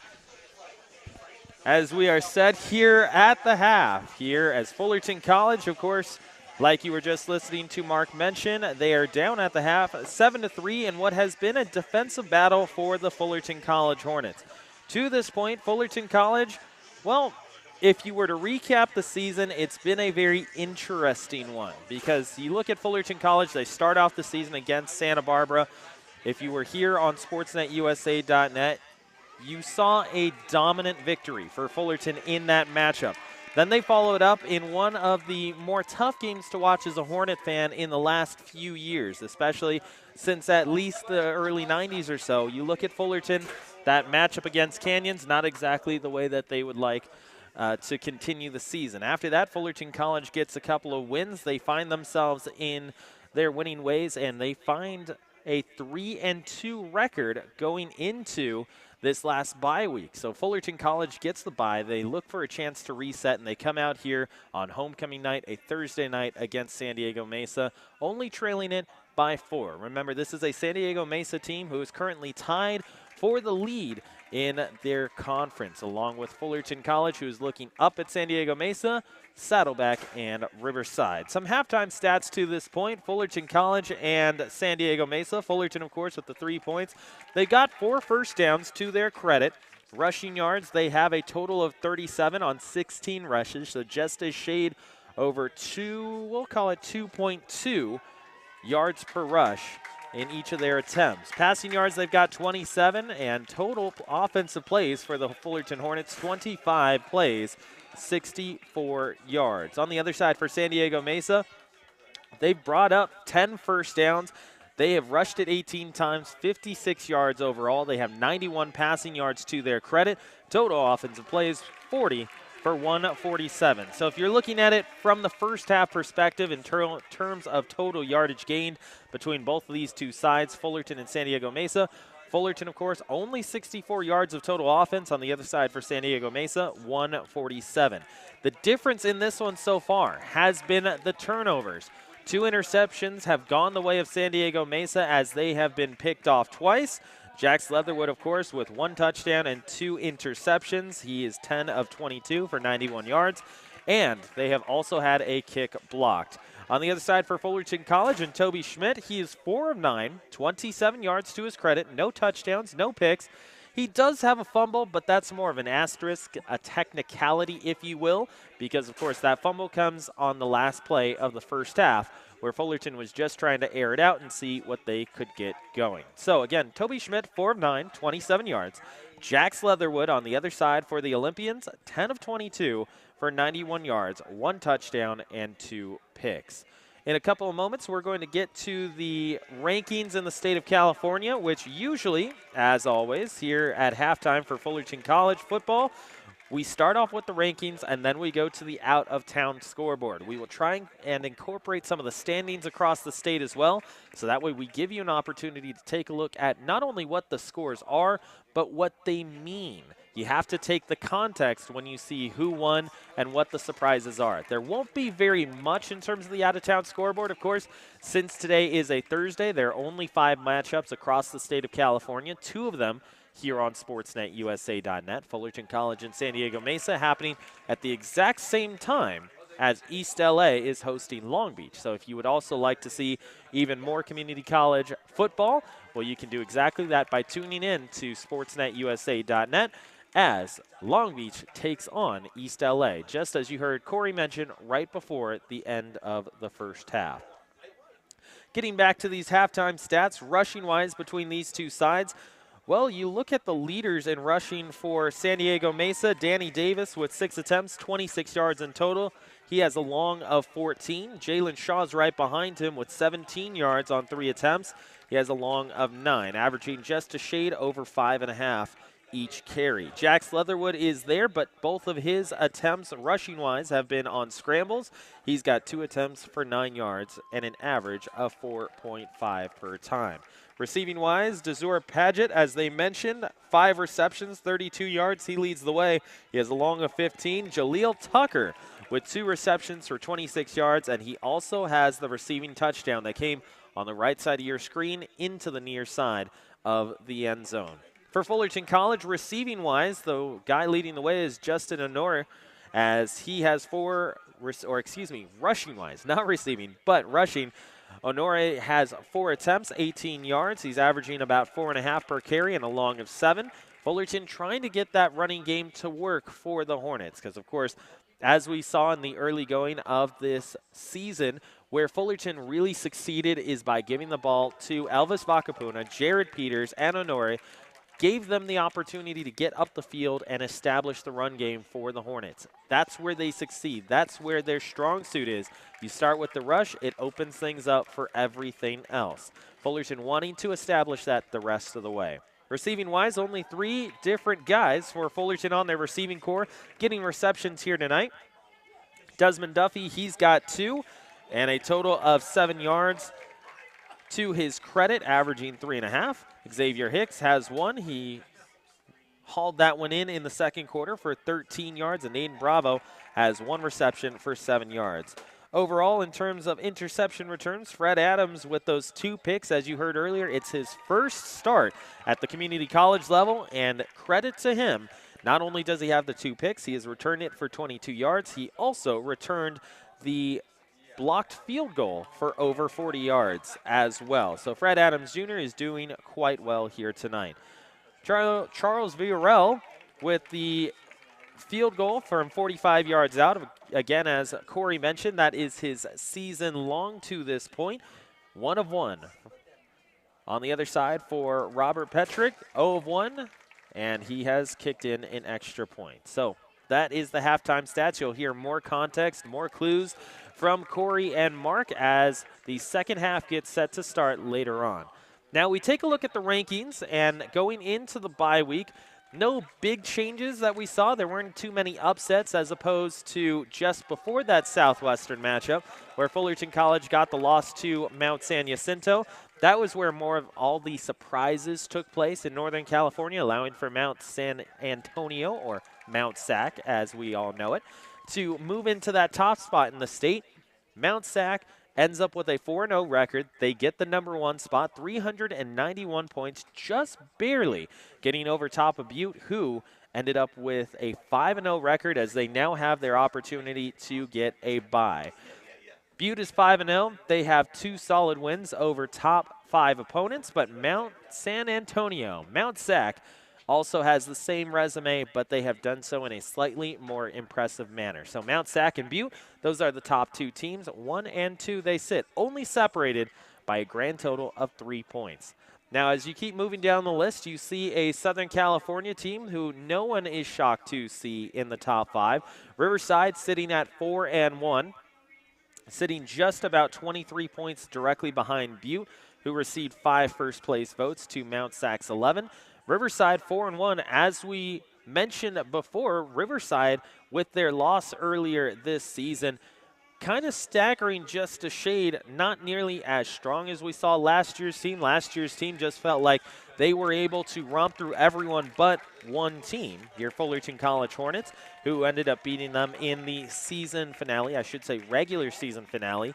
But once they got into the postseason, they beat Mount Sac. They end up winning Southern California. They go on and play San Mateo and end up with a national championship to their credit. So Riverside, number 3, they are 4 and 1 with that 1 loss. They are the first of the non-undefeated teams. Only 2 undefeated teams this season to this point remaining. That is Butte and Mount Sac. Ventura is right behind San Mateo and Riverside as San Mateo takes the 4th spot. They're right there with the Ventura Pirates, and Ventura trying to have themselves a get-back season because Ventura in recent years, as we have seen them year after year, a powerhouse in Southern California, they make it to the Southern California championship game because they beat Fullerton College in the playoffs this last season. But not only are they trying to get themselves back into the postseason, they're trying to do so by winning their conference. Can they do that? Well, we shall see. The way that Canyons is going and the way that Ventura is going, it's going to be a very interesting end of the season once you get to those final conference matchups. So Ventura's number 5. Golden West is right behind them at number 6. And then Fresno, that is 5, 6, and 7 for Golden West College. Last year, they were trying to get a playoff spot. Mount Sac was right there with them. Ventura, Fullerton College as well. Golden West ends up sitting outside the playoffs thanks to how well Riverside played, with the exception of that Fullerton College game. So Golden West is trying to get themselves back into a playoff position. and looking to do so in Southern California. They are the number 4 team in terms of Southern California rankings. Fresno at 4-1, 299 points. Previously, they had been ranked as high as number 3, but they had a loss just before the bye week goes into place. They are 4-1. Canyons right behind them, also at 4-1 as well. That brings you to San Diego Mesa, who already has an impressive victory earlier this season against a top 6 team. That came in week number 3, but San Diego Mesa at 4-1, number 9, because they have had a lot more close games than the teams you see directly above. Riverside, of course, you play Mount San Jacinto a few weeks back and just absolutely level them by over 60 points. Well, that's going to earn you a lot more points in the coaches poll than San Diego Mesa having a closer point margin that they have at number 9. Saddleback at 4-1. Well, that rounds out Fullerton College's conference opponents that make things interesting towards the back half of the season. Because if you think of it, you've got Riverside sitting at number 3. You've got, of course, Fullerton, who is looking to stay in the top 15. You have San Diego Mesa directly in front of you at number 9. You also have Saddleback, who's sitting up there as well. And then Fullerton at number 12. 4-1, 4-1, 4-1, 3-2. Everything is going to come down to the final 2 weeks of the season. Granted, all of that could be completely washed out if Fullerton College doesn't end up getting a win today. But Fullerton gets a win today. They keep rolling the way that they do. Everything will come down to the final 2 weeks. And the reason why we say that is because the final 2 weeks include matchups between Fullerton College and Saddleback, San Diego Mesa and Riverside, Riverside and Riverside and Fullerton, Saddleback, San Diego Mesa. So everything is up in the air all the way down to the very end of the season if Fullerton can get a win today. If they can't, San Diego Mesa, Riverside, and Saddleback are going to be the 3-headed monster going towards the end of the opportunity to get into the postseason, the final 2 weeks of play. So, as we mentioned, San Diego Mesa, number 9, Saddleback, number 10, right behind them. Modesto and Fullerton, that rounds up the top 12. And then to finish off the top 15, it is American River, Diablo Valley, and Allen Hancock. So we switch over to the out-of-town scoreboard. You take a look at the rankings and how everyone else is doing across the state of California. Golden West is now 5-1, so we just talked about how they wanted to get back into the playoffs. Well, a way that you can continue to keep your resume is in the Bell game. You have the opportunity to play Orange Coast. You beat them 49-10. That was the final there as Golden West got 14 in the first, 21 in the third, and at one point it was 35-0 before Orange Coast knew what hit them. And they got a field goal to end the first half, but it wasn't enough. It's 49-10. Golden West ends up coming away with the victory. Every other game across Southern California and the state of California, actually we're just keeping it in the southern region, is still currently going on. In the fourth quarter, El Camino and Canyons. Canyons and El Camino, a very close game, only a 2-point difference. 12:06 left to go in the fourth quarter of play there. Canyons with a 2-point lead over El Camino. LA Southwest entering the end of the third quarter as they are at LA Valley. 20-6, LA Southwest currently with the lead. And LA Southwest, of course, their program currently on the upswing as they've had a couple of impressive victories in their last 4 weeks. Then, of course, you have San Diego Mesa and Fullerton College, 7-3.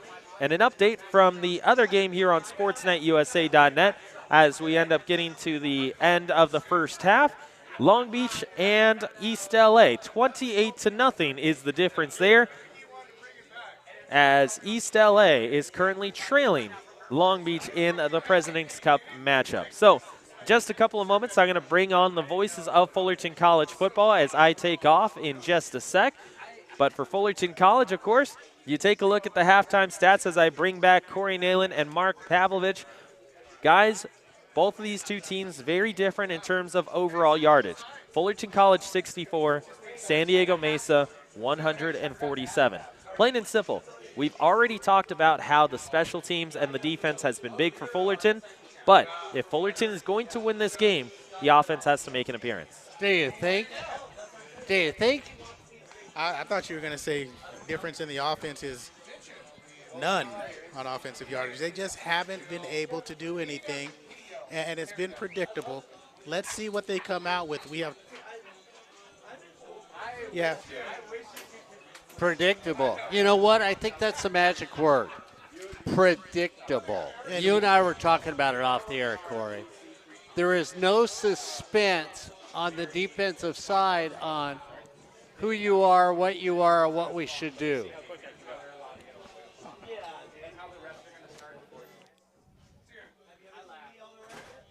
So, that's the thing that we're currently looking at is everybody's deserting me here. I guess they all just realized I wasn't going to be homecoming king, so they just don't want to stay up here. As we look at the stats in that first half, of course, Ryan Osborn was talking about yards rushed, Fullerton, 37.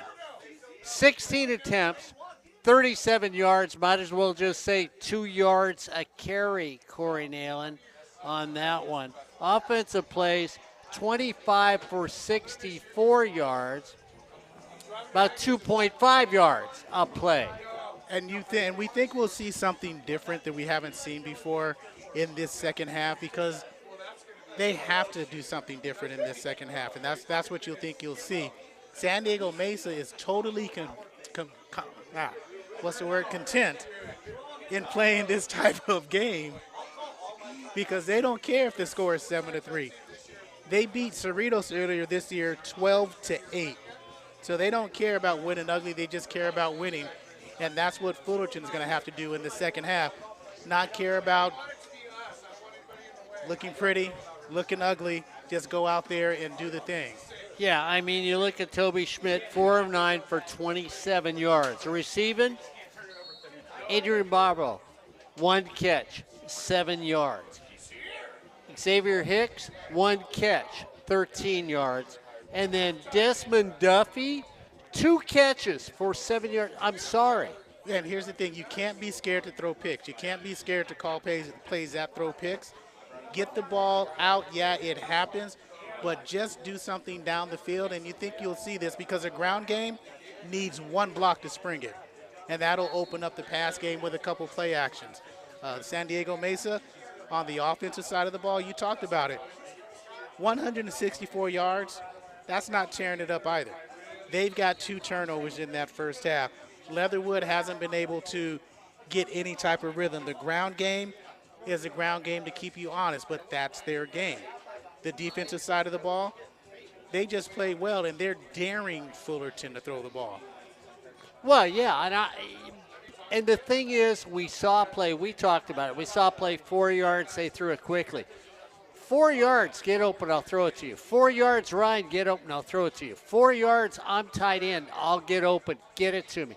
I don't have to go 30 yards deep. Yeah, establish some type of rhythm, 4 yards down the field, a little swing route to the back. Get some rhythm for your quarterback, because the quarterback's got it. We've seen him play well, so you know he has the capability of carrying this team. We've seen the offensive line play well. We've seen Elvis run the ball and Justin run hard. We've seen this unit play well.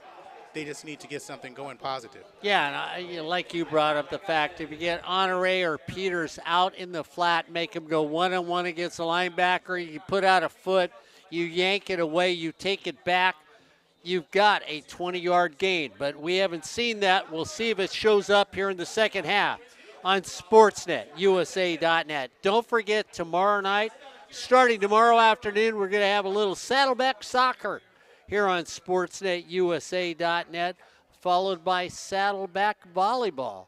And then next Monday, we're going to double dip on soccer. No, I think it's next Tuesday, is going to be men's and women's Saddleback soccer here on SportsNetUSA.net. So stick with us here at SportsNetUSA.net. A lot of sports right around the corner, and if you're in the neighborhood Friday night, don't forget to come back here to Sherbeck Field and see the #1 soccer team in the OEC. Greg Avilas' men's team here at Fullerton College. An exciting soccer team. Caden Henney and his crew out here on SportsNetUSA.net when they end up playing this week. Well, they won't be on Sportsnet, but if you come out here, you can see them here at Hal Sherbeck Field. Let's get ready for a second half of community college football on SportsNetUSA.net as the ball is going to go into the end zone for a touchback on SportsNetUSA.net. So the defense came up big for Fullerton in that first half, making some big turnovers. The offense could not capitalize on it, really do anything with it, just 3 points. That hurt them. We've seen that this season. If they're going to find anything, they got to find an offense now. You got to go the boat if you want to make the playoffs this season here on SportsNetUSA.net. Can't lose any. If you do, well, like we said, you might not even make it to Bakersfield for a bowl game. Schmidt comes out. Bakapuna at running back. First down and 10 for the Hornets, right at the 25. Quick little throw out in the flat. Back to the original line of scrimmage, so no gain on the play. But Bills is one of those guys who can get to the outside and make a play. However, that defense is doing a pretty good job. Jaden Jackson was the one who made the stop. Bevenu, near side of the field. Go back. Gonna go over to Bevenu. Give it to Bevenu. Tries to step back. It's gonna get a 7-yard gain on the play. It's gonna bring up a 3rd down and 3 for the Hornets. Well, they're gonna say more like 6. Bevenu stays out to this near side of the field. Quick little throw. 3rd down for the Hornets. Here they come. Going back the other way. First down. Short little throw again for a first down.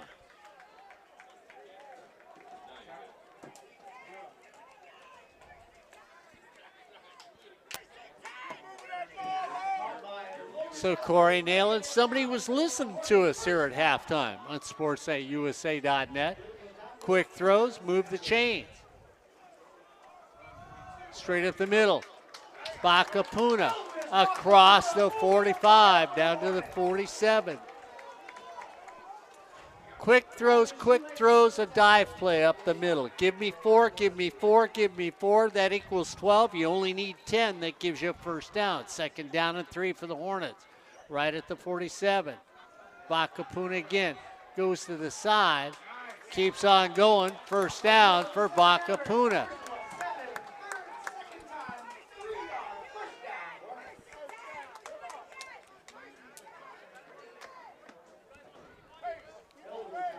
So all the way to midfield on quick plays, quick little drop passes.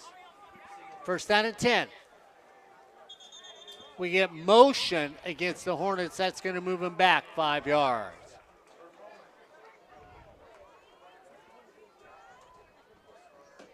So it'll bring up a first down and 15 to start this second half, but they've started off quickly.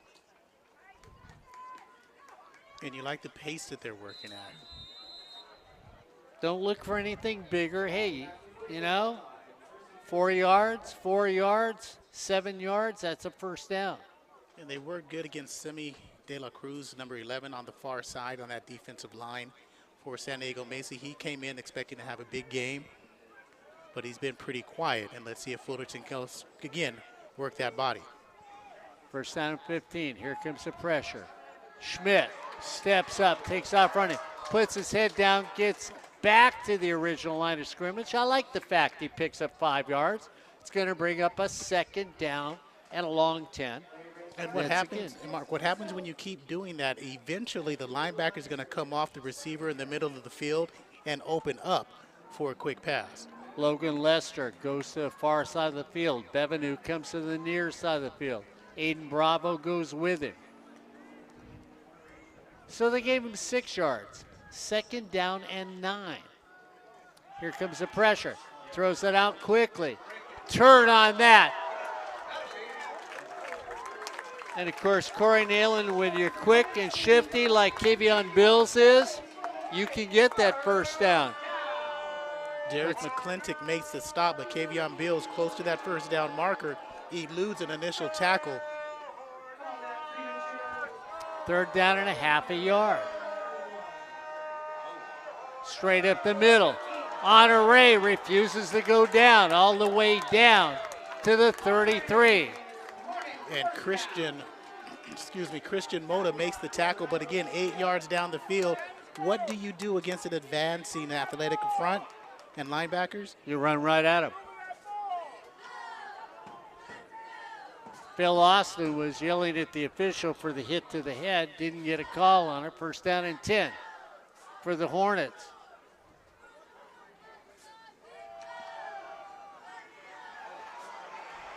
Well, you were going to try and throw it back on a little trickery, and Corey, the trickery didn't trick anybody. It's a loss for the Hornet offense of about 8 on the play. It's going to bring up 2nd down and 18 right at the 40. Kendall Irisman did a nice job on Jabri Bevenu. They wanted Bevenu on the comeback. Irisman was right there. And you know, it's one of the things about having 2 number 7s on San Diego Mesa. Connor Lawler, outstanding wide receiver. Irisman's getting all his catches. That's it.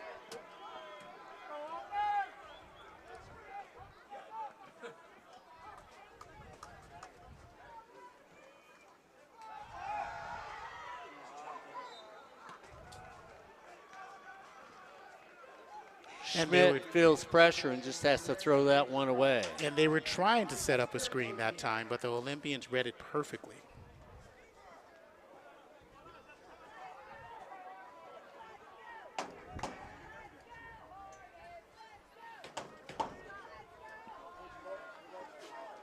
So it's going to bring up a 3rd down and 18. So the train was moving. Then it had to head up the hill. It says, I think I can. Let's see if it can here. Big 3rd down for the Hornets. Started off well, and now they've bogged down. Going deep down the middle of the field. Good defense by San Diego. Great defense. One-on-one coverage. Was it Jaleel Tucker? No, it wasn't Tucker on the coverage. It was the other 2. It might be Cody Johnson on the coverage. Could be. We don't know. So the Hornets were moving. They're going to have to punt it away. As Logan comes out, he's going to stand at his own 10 for the Olympians. 7-3 start here. Ball's low. Picked up.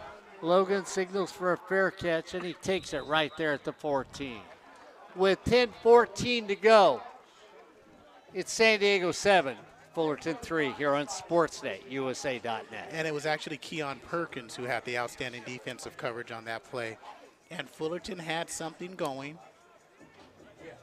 Let's run up the middle. Let's do a little quick pass. Let's run up the middle. Let's do a quick pass. Let's run up the middle, do a quick pass. Let's stop that. And the 3rd down, it bogs down, and they punt. Leatherwood comes out at quarterback. Threw a couple picks to keep the Hornets in the game. Let's see if he can throw number 3 to put him in the lead.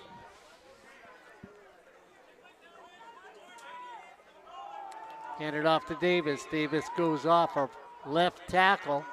Gets a gain of about 6 on the play.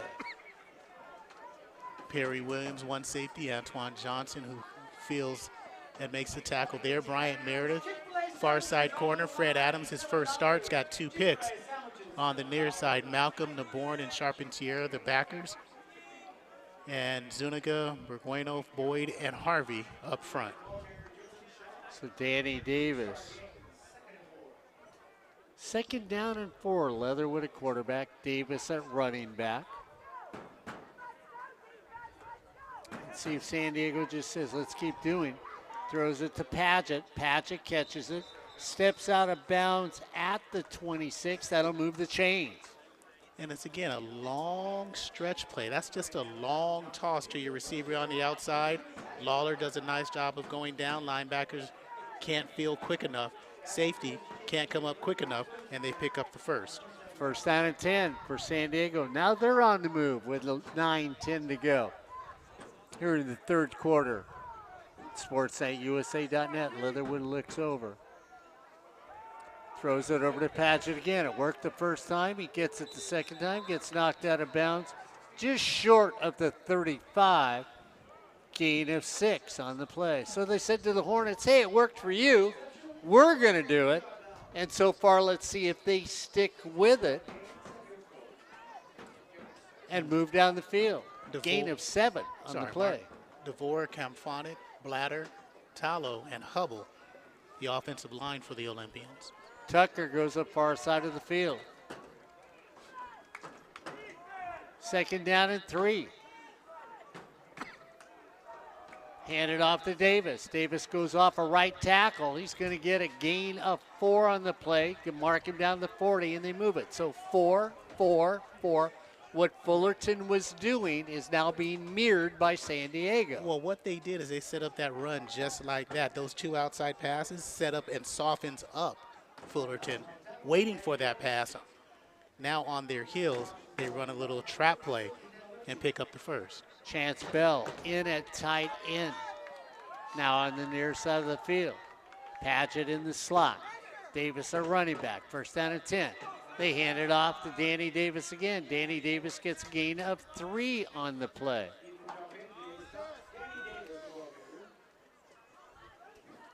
$7:49 to go in a very quick third quarter. The Hornets looked like they had something going, then they lost it.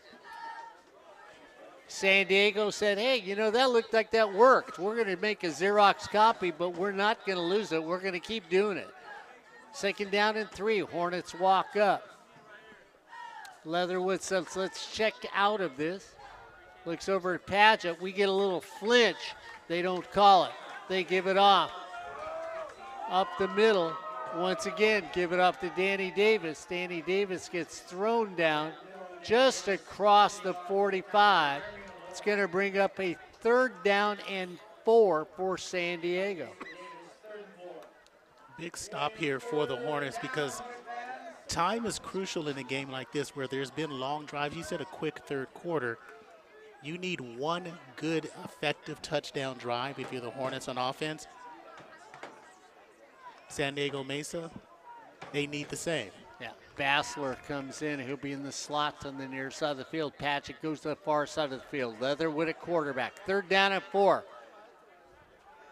Starts Salas in motion. Goes over out of the backfield. And Salas ends up getting the first down. So all he does is run a wheel route to the outside. They get the ball to him first down. And that was all Leatherwood because what he does is he looks off Jaleel Tucker, who doesn't look in 5 yards down the field at the first down marker. He's not going there no matter what. He stares at him, then looks at Salas on that wheel route to pick up the first down. First down and 10. Cross the 50 down the 48. A methodical drive for the Olympians, to say the least. Defense can't find an answer. They want to come up. We're going to get motion. Tight end motion's a little straight dive play. Gets a running back, knocked backwards. Ball comes out. That's a fumble. Pick it up for the Hornets. Should be a touchdown, Fullerton. Jeremy Naborn picks it up, and I'm going to tell you who made that strip in just a moment. But again, Fullerton does a great job on defense, picking it up where the offense cannot, and scores 6. Ryan Osborn, interception, defensive play, ball bounces for the Hornets, and they tie it up. No offense, and yet right now you're about to be up by 3 with 5:49 to go in the third quarter. And I think it goes back to what the coaching staff talked to us about before the game, Mark. We heard it from multiple guys.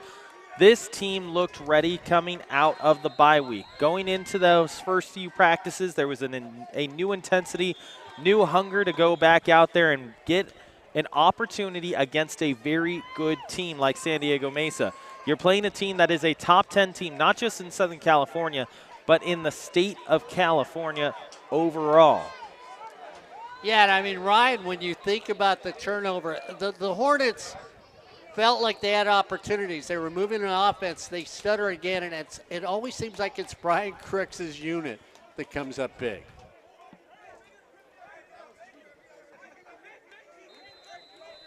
5-yard penalty. Ball is spotted now at the 15. You add 10, it'll be a 25.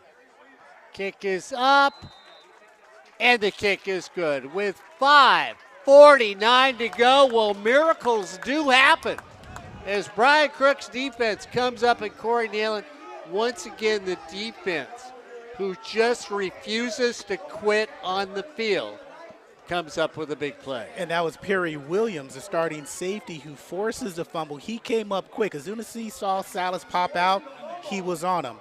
Spins him, strips him, and Naborn picks it up and runs it in for 6. Now you need to know if the Hornets can finish what they started. I mean, they're making a cake. They're spinning the batter.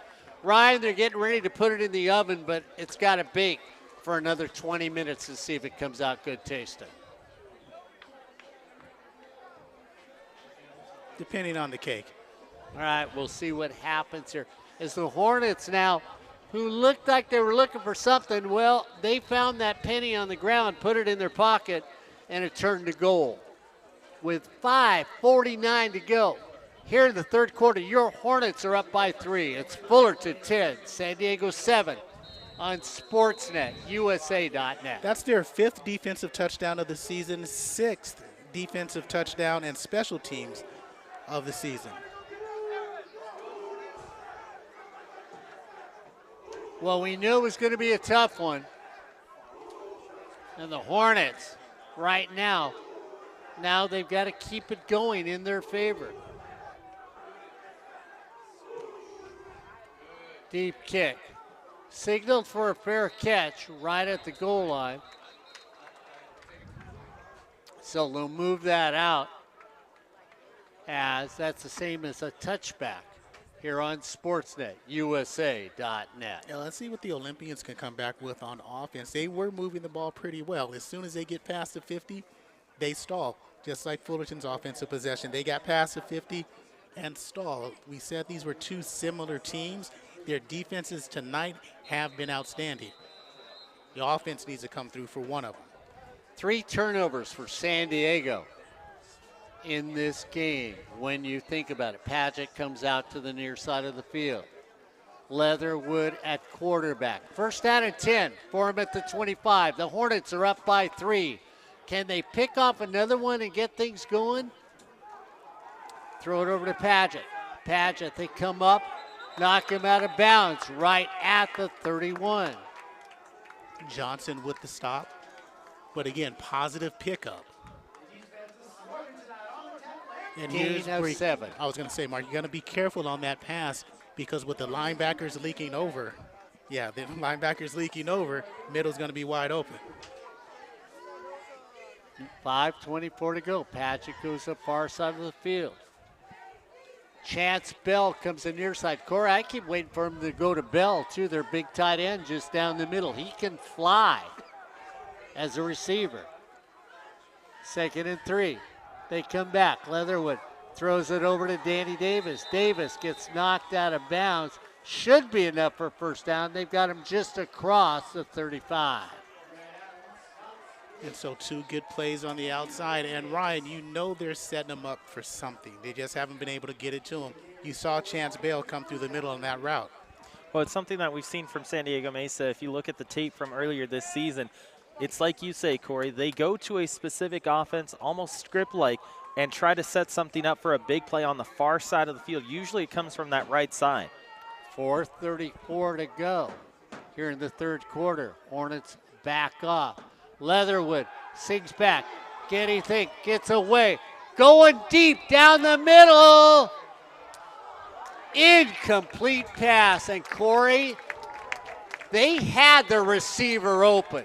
Oh, I think they did. The ball was thrown a little short, but defense came up big to catch it. Yeah, Bryant Meredith was there. He was too pressured to get anything off of it they wanted. He did have one step, but again, Meredith was there, and he's got excellent makeup speed and ball hawking skills. That's his 7th pass breakup of the season.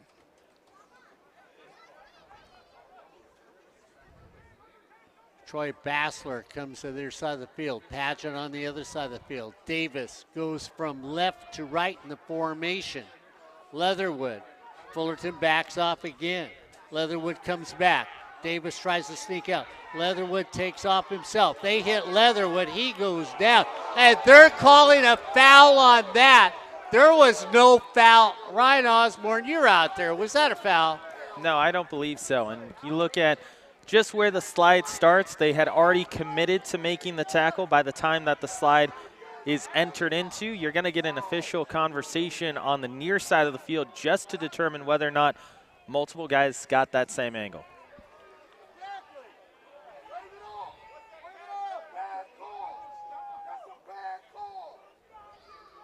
And Mark, the fans to my right agree with you. Yeah,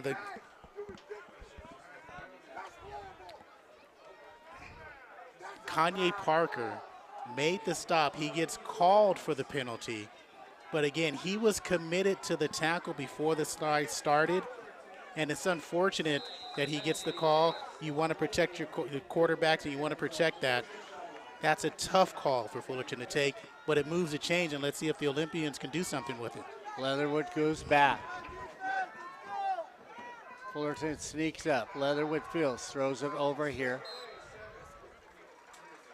Gain of 9 on the play. And there's Lawler again with the stop, with the catch.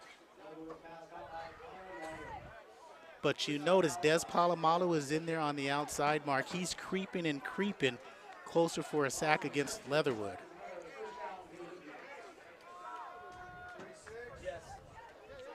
First down and 10. They gave him 10 yards on that. They hand it right there. Davis gets smothered. Gain of a half a foot. Charpentier makes the tackle. He's second in the SCFA in tackles on the season for total.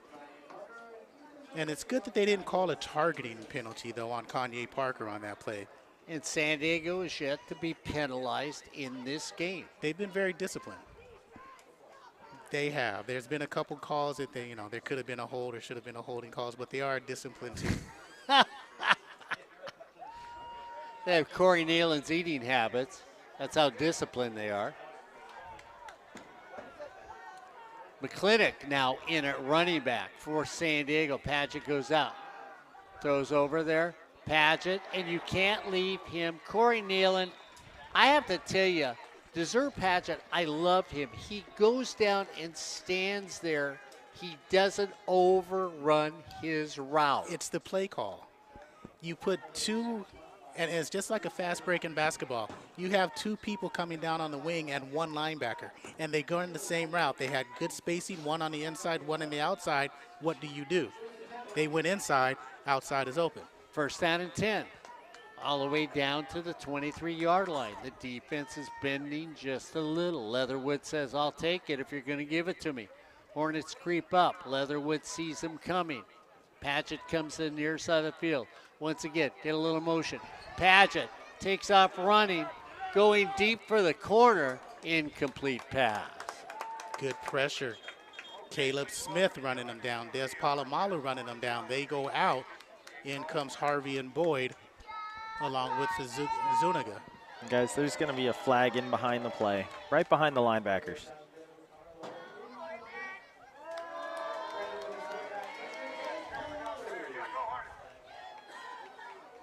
It's against San Diego. Lineman wandered a little too far down the field. See, somebody said something about your eating habits, and they were ready to go out to lunch with you, or dinner, or maybe for a donut after the game. We'll never know here on sports@usa.net. First penalty of the game against San Diego. Moving back 5 yards. First down and 15. Empty the backfield. We're going to go 5 wide. We'll see if they bring the pressure and if Leatherwood gets rid of it quickly. Big arm, fast moving young man at quarterback. They creep up. He says, hey, people are coming. Padgett said, I've got it. Goes down there, looks in his direction, and there it goes. Quick little throw. Who else to throw to? Corey, you just look at this young man. He just goes down and gets the ball. One of the better receivers in the area. Lincoln High School product. Out of San Diego. Excellent program, historic program down in San Diego. And again, Fullerton need to stop here. But you like the way San Diego Mesa taking time, knowing what they have to do. They're not running anything special. They're take their chances downfield, but they're happy with the nickel and dime.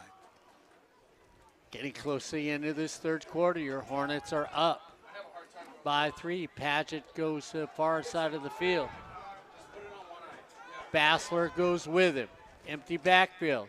Leatherwood comes back, sets his feet, throws across the middle. The ball is babbled, caught, and Corey, what a nice catch by Javon Jordan, who bobbles it but holds on to the ball. Oh, that was Paget? Yeah, that's the guy. Paget is the guy who's sitting there and making those plays. And a good box out by Chance Bell. No, that wasn't Chance Bell. That was actually Troy Bassler. And if you wanted to call a pick play or pass interference on the offense, that's where you could have run one as he impeded the progress of the defense. And that was the second penalty on San Diego Mesa. First and goal for San Diego. Methodically coming down the field. Handed off to Davis. Davis turns, gets stood up. Maybe a half a yard on the play.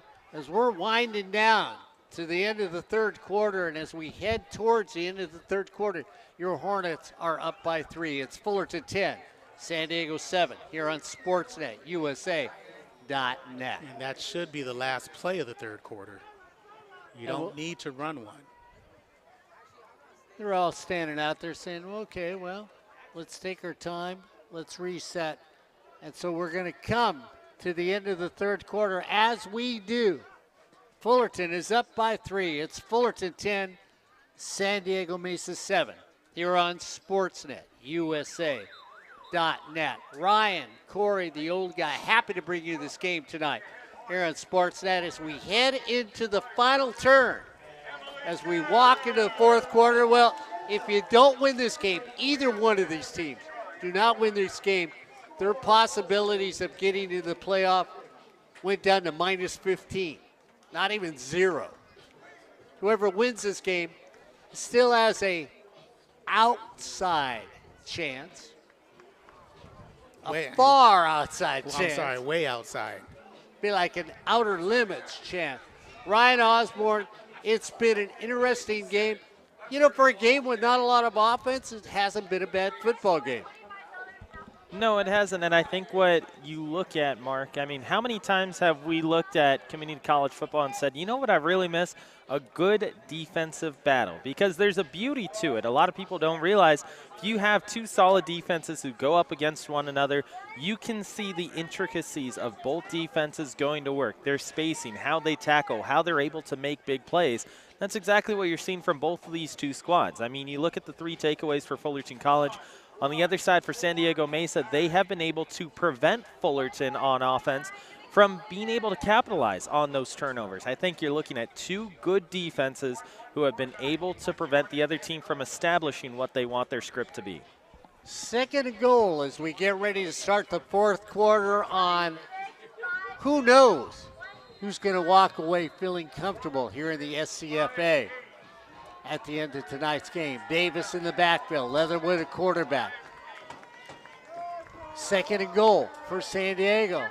Paget across the middle, throws behind the receiver, and I thought for a second he was going to go in Paget's direction, and then Corey trying to get somebody on a crossing pattern across the middle of the field. Yeah, he was going Paget's direction, but Perry Williams, he comes up from his safety spot and takes away that pass. Third and goal for San Diego Mesa. 14:56 to go. The Hornets up by 3 as we head into this fourth quarter. Winner still has a chance. Loser, well, bowl game someplace they think here on sportsnetusa.net. Tight formation for San Diego, and we're going to get timeout by the Olympians. And when you go back to that play, Mark, he wanted to go to Paget, but he should have been going to Lawler all the way. Lawler had 2 steps on Meredith. Simply a bad throw. Should have been 6. So we'll see what happens, and we'll see what Brian Crooks does with the defense. Ryan Osborn, I'm going to make you defense coordinator.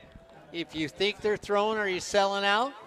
I do indeed, but that's because you and I both love to see those linebackers for Fullerton College, with how athletic they are, get to the backfield. And I think that's one thing that they have actually done pretty well. Mark, Corey, you've been calling it throughout the entirety of this game. Fullerton's outside pressure has been there. Now, whether or not Leatherwood is able to get away from it is very different than whether or not they've gotten the pressure, but they have been in the backfield successfully. Go ahead. You can answer because you disagree, Corey. I'll take being wrong if they sell out. I don't sell out because what Leatherwood has been able to do with Padgett and Lawler on the outside and the safety passes has been pretty phenomenal on this drive, so I don't sell out. Your defense is playing well. If they're in position, they get a pick. So Corey Neyland's looking for another turnover by this defense here on SportsNetUSA.net. We'll see if that happens right now. Leatherwood now has 6 interceptions for the season. Corey Neyland's looking for number 7. Here they come, up the middle. Leatherwood throws, incomplete. There's a flag in the end zone. Corey, Mark, I think I agree with this one because on that back side, you had the defensive back who was holding on to the jersey. You see that jersey extend, preventing the receiver from getting to the outside and getting past his break. And, of course, Ryan Osborn, it looked like they were going to get to the quarterback. Pass interference against the Hornets. And of course, if you're a Hornet fan, you're thinking every major call has gone against him. Corey Neyland says that's not pass interference. And what happens is the receiver, that was Jaleel Tucker, makes contact to the head first. Bryant Meredith grabs him. So, yeah, Bryant Meredith did grab him. Jaleel Tucker made contact first with a push-off and a straight arm, but that doesn't get called. So once again, you gotta hope that something good happens to the Hornets. Corey Neyland says, wrong flag.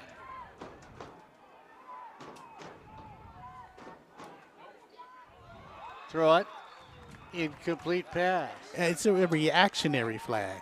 Reactionary flag to the defense because it's so inclined that this defensive pass interference, defensive illegal contact, that you don't make that connection when the receiver straight arms the cornerback, and then the cornerback reacts, and he had nothing to do but grab. And realize, remember, this was a play that started when the quarterback slid.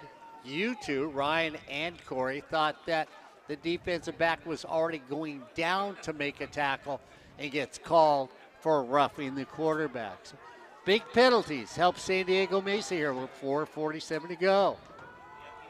Run it straight up the middle. It's going to be short. It's going to bring up 3rd down.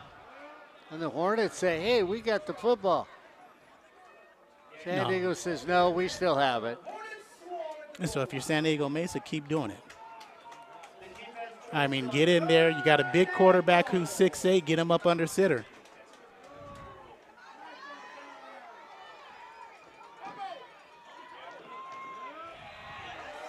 Touchdown, San Diego Mesa.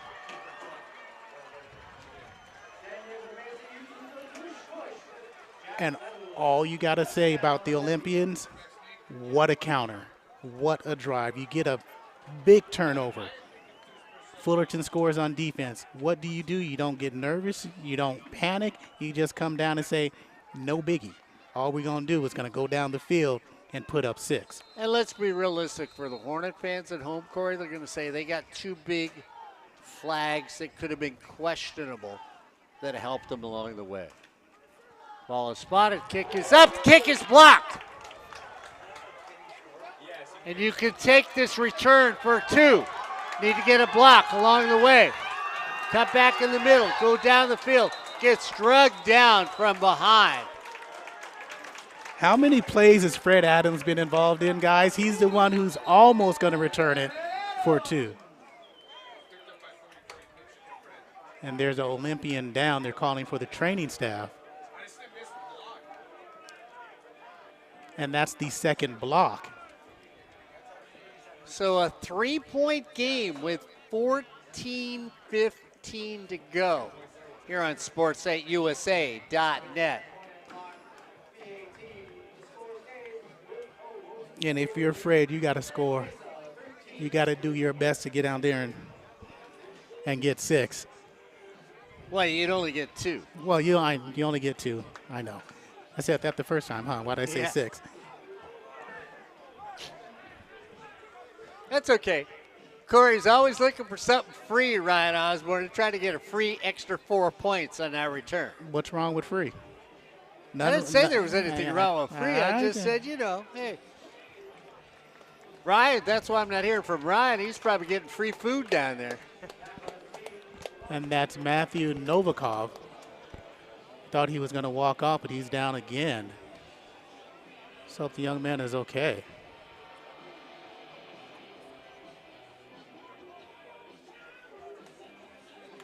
So, Mark, Corey, want to go back to the block there by Fullerton College. You also add in what the Olympians have gotten to in their special teams and also getting to Viorel as he's trying to punt the ball away. If I'm not mistaken, deflection-wise, you have at least 5. And did you see who made that block on the extra point? I did not. Okay. But is that not one of the highest that you have seen in recent memory in a game? Oh, yeah. Because, Ryan, you're right about 3 for the punting side for the Hornets. And I think for San Diego, they got 1 punt blocked, and then we have this one. So let's see if the Hornets can do what San Diego did and find an answer. Like a kickoff return here on sports@usa.net. Taken out to the 25-yard line, maybe 26. And that was Kavion. So we'll see if the offense can do what the defense has done. Come up with a touchdown here on sports@usa.net. And here's where the offense can really find themselves for the rest of the season. This is the type of drive that says, this is who we are. And you want a type of drive that results in 6 because you don't want to be that team. Who you are is to rely on the defense to score touchdowns. Toby Schmidt at quarterback. Bakapuna at running back. Bevenu comes in near side of the field. First down and 10 for the Hornets.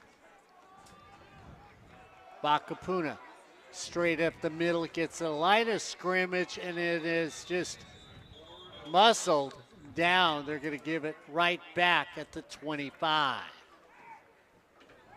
And that's Ma. Ma makes the stop, and there's an injured Hornet on the field.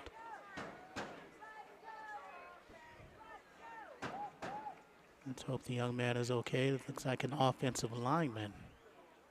13:52 to go. The Olympians 13, the Hornets 10 on sports@usa.net. Ryan Osborn, Corey Neyland, the old guy, happy to bring you this game tonight. Don't forget tomorrow, soccer here on sports@usa.net. The men from Saddleback will have that game tomorrow here on sports@usa.net. And then tomorrow night, a little volleyball. Corey Neyland, you'll be calling volleyball at Saddleback College tomorrow night here on sports@usa.net. Game's at 6 o'clock? 6 o'clock tomorrow night. 6 o'clock, yes. Okay. For Cypress and Saddleback. Cypress at Saddleback. And Burgueno made the block. That's his second block tonight. He blocked the field or the extra point attempt. And we're going to see. Oh, 95. Chef Boyd gets the block. So his second of the night. I thought Phil Austin was talking. I thought Phil Thurman was talking about my age for a second when he said 95. I was going to say, wait, I'm not that old yet. And that's Mikado Walker, who's up and running off, the center for the Hornets. And that offensive line, Corey Rivera-Zamora, Michael Kitsey, Hayden Frazier, Preston Jeffs, and Braden Cook are out on the field. You know what would be nice? Let's get a drive versus Riverside. What was that, 2012, 2013, where you go down and impose your will. Second down and 10 for the Hornets. Schmidt, Bakapuna in the backfield. Schmidt keeps it himself, takes out running, has to find the sticks, gets tackled on a very nice open field tackle by San Diego.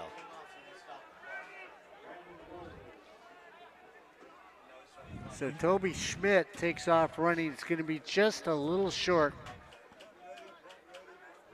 It's going to bring up a 3rd down and a long one for the Hornets. And against this front line of the Olympians, we get that power going. Vakapuna, Honore in the backfield, direct snap. Bevenu comes out here to the flat. Run it off, round the corner, down the field, 1st down at the 49. Elvis showing speed. So Elvis, who normally doesn't do well when you take him to the corner, moves the chains all the way up to the 49-yard line. And Mark, that wasn't a want-to run. That was a had-to run. The official picks up the ball and says, we're going to move you back instead of moving the chains. So now they're going to mark him at the 46.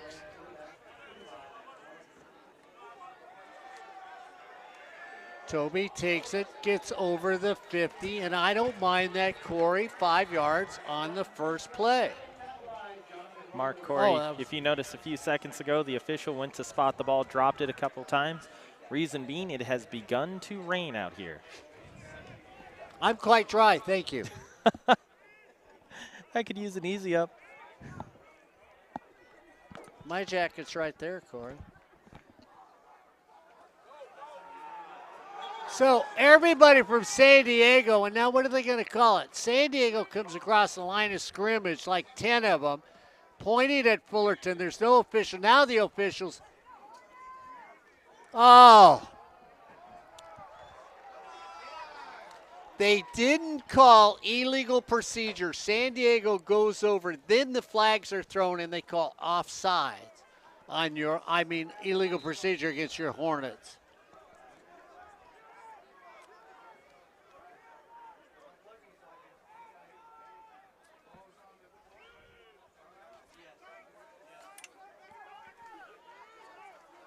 So it's 2nd down and 11 at the 45.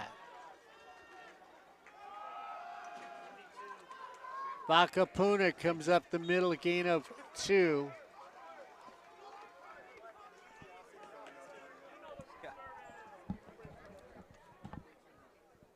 Honore comes in the game as a running back. 3rd down and 9.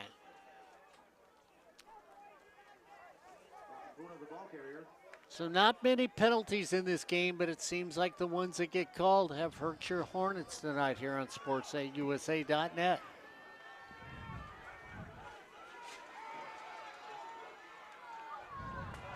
Cross 50. It's going to be caught. So do they keep the offense on the field, Corey Neyland? Yes. They do not. So what they're saying is their best offense in this ball game has been their defense. So they're going to rely on their defense one more time if they don't have a fake here.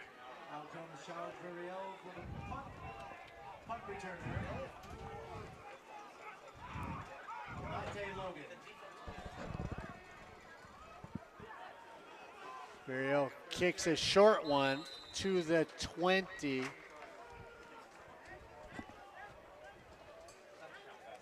And so San Diego will get the ball back with 10:23 to go here in the 4th quarter. It's San Diego 13, the Hornets 10 on sports8usa.net. Ball at the 20-yard line, 1st and 10 Olympians.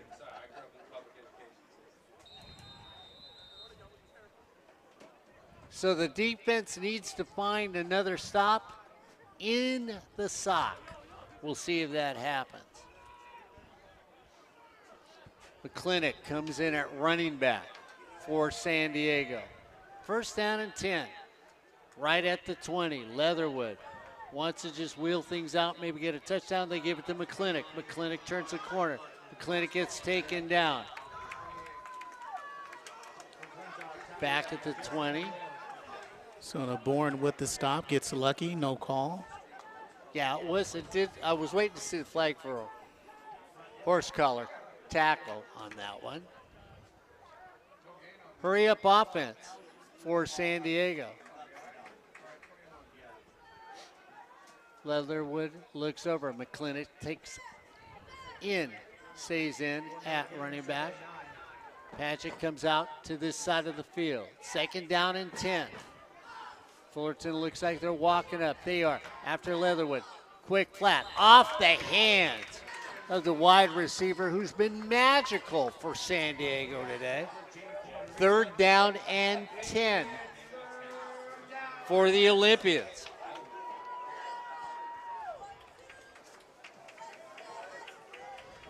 Paget goes to the far side of the field. Azur, we'll see what he can do. Big 3rd down play. Defense needs a stop. Hornets look person to person. Leatherwood tries to get him to jump. Nobody moves. Davis in at running back. So Danny Davis now in at tailback for San Diego. We get timeout on the field. So they tried to get the Hornets to show their hand. They didn't do it. 9:37 to go. It's the Olympians 13, the Hornets 10 here on Sportsnet, USA.net. Ryan Osborn, Corey Neyland, and a really nice turnout on a bleak Thursday night. You know, I kept thinking, hey, this is great. I don't have to go to work tomorrow. It's Thursday. I do. I have to go to work tomorrow. This is not good. You know, if I was somebody that worked in education, it wouldn't be too bad. Right, Ryan Osborn? I'm crew.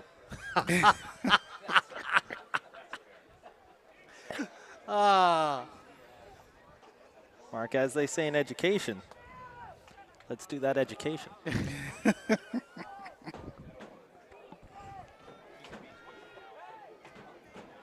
3rd down for the Olympians.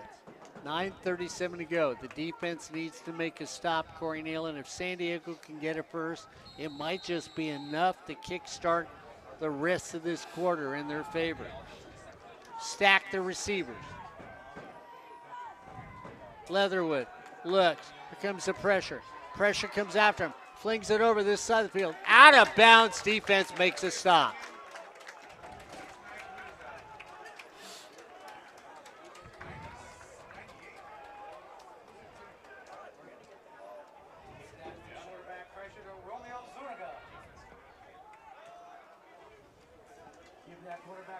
Kavion Bills comes in. He's going to stand at his 40. This is about where he returned the kick from San Jacinto, So that he's 58-yarder. standing at the 40, Crossman field.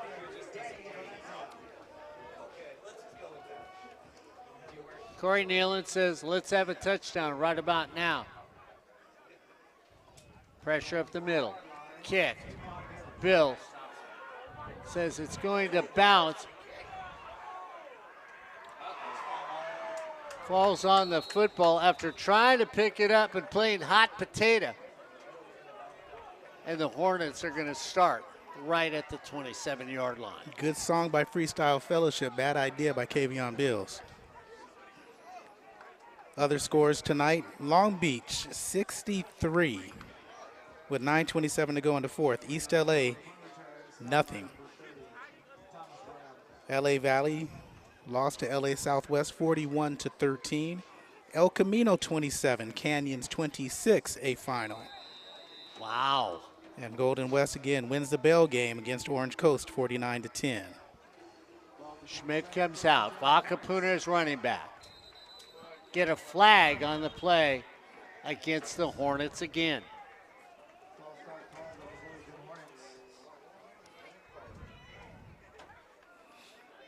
So you know it was a run play. Moving back 5 yards. 9:20 to go. Trailing by 3. Canyons game was a surprise.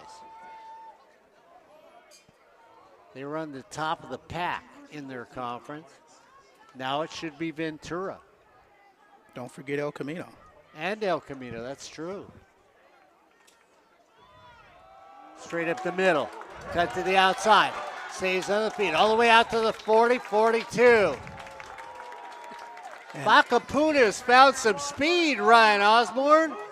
He has, and one thing that he mentioned to us a couple weeks back is that he likes to go out and seek the contact. So as you see there, he goes right into that final safety, making sure that he's able to secure the football and get a couple 2 yards. A couple extra 2 yards. Either way, That's it what works. you said, a couple 2. A couple 2 more.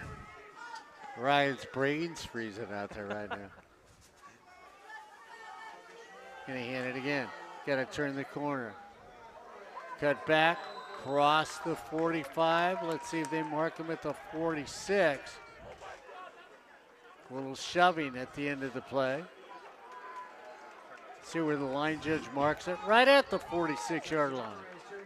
So you like the gain of 4. That offensive line mark looking like they're getting a little bit taking it personal that they haven't been able to do anything offensively.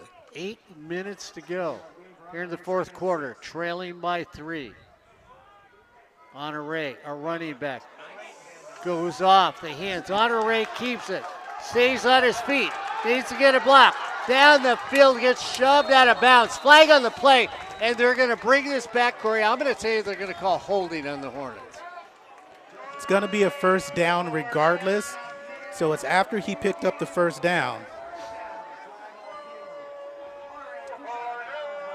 I don't see where the hold is. I didn't see where the hold was either.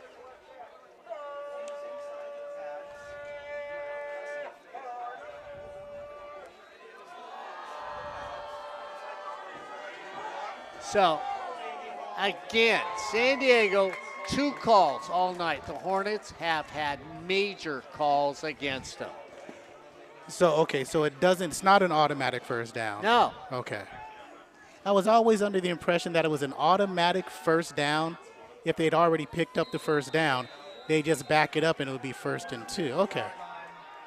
So it's 2nd down and 2.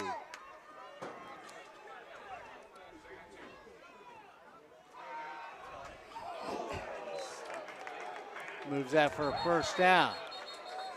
And that was a vicious hit. It looks like it was Jaden Cortell took on Jared Peters, and Cortell took the most off of that as Peters comes out, picked up the first down. Cortell's going to have to come out, and in for him is going to be Jacob Benavente. 1st and 10 across the 50. Bakapuna comes back in the game. But look at the formation, guys. Honore and Vakapuna in the backfield together with the tight end. Honore carries it, gets smothered from behind. Another flag.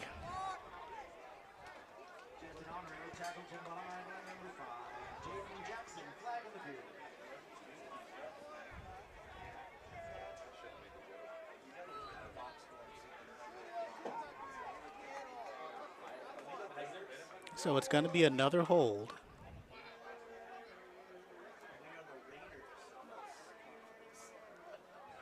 And so it's going to back him up 10 yards after that loss of 1.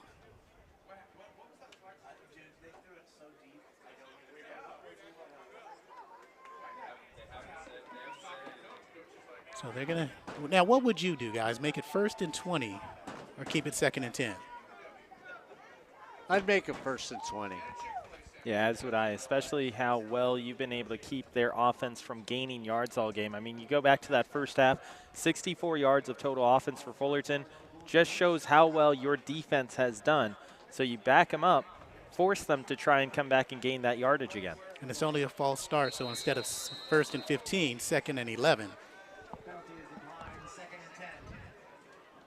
So Bakapuna in the backfield with Honore. Toby Schmidt says, hey, give me a play, somebody. Play clock's down to 11. Bevenu comes wide to the near side of the field.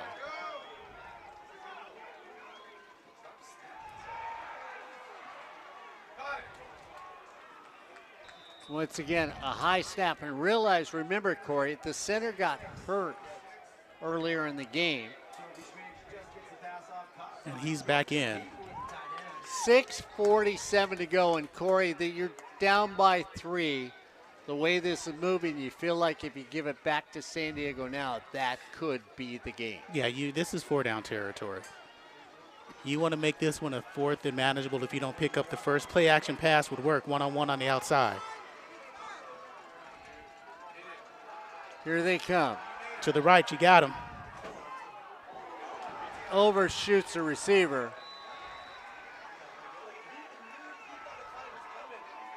And they're going to punt it away.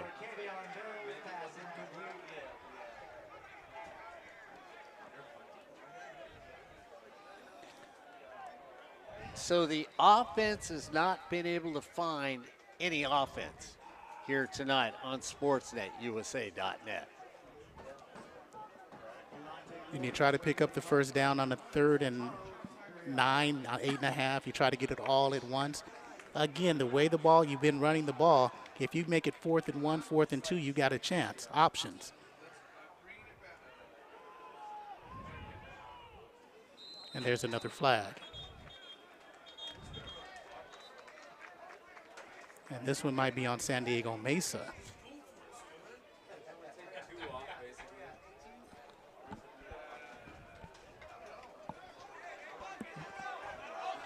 Personal foul. So, Mark, this ends up being roughing the kicker, not running into the kicker, but roughing, which is an automatic first down. Yeah, but they didn't run into the kicker. It was against Ethan Charpentier was one-on-one, and he's not the long snapper. Yeah, I didn't see the kicker getting run Neither into. did I. No, it wasn't the kicker. It was Ethan Charpentier. It wasn't into the kicker. No, it was Ethan Charpentier who got roughed up and down.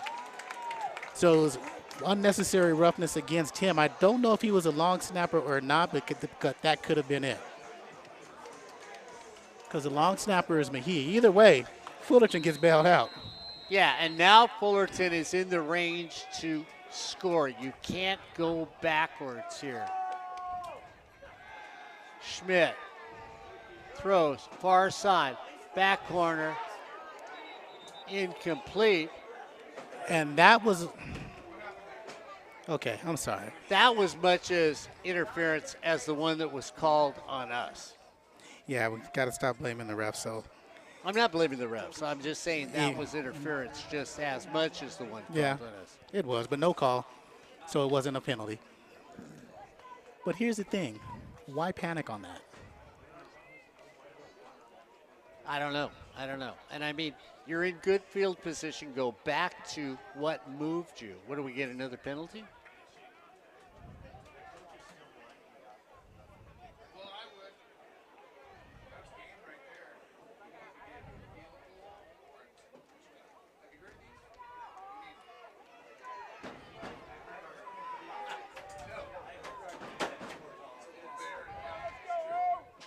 And you can't rely on a field goal. You can't rely on 3 here. Well, and here's the thing. What? Illegal shift. Yeah, penalty against the Hornets for an illegal shift.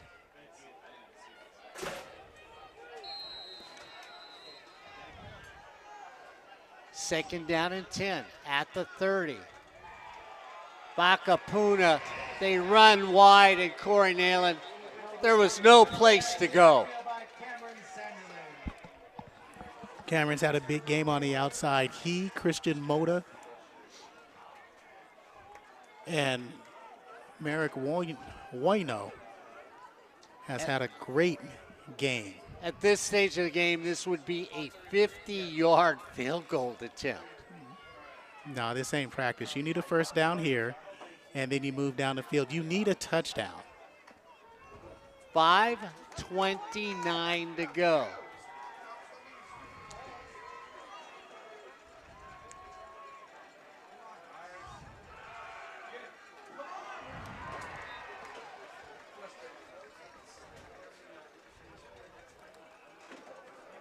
Incomplete pass. So at 5:16 to go, the season or a chance of the season. Charles Villarreal, he's been pretty clutch this season. This is a Okay. 50-yard attempt. The reigning special teams player of the week is Charles. His longest this year has been 23. This would be the longest of his career. Remember, the first field goal he made earlier in the game would have been good from 55.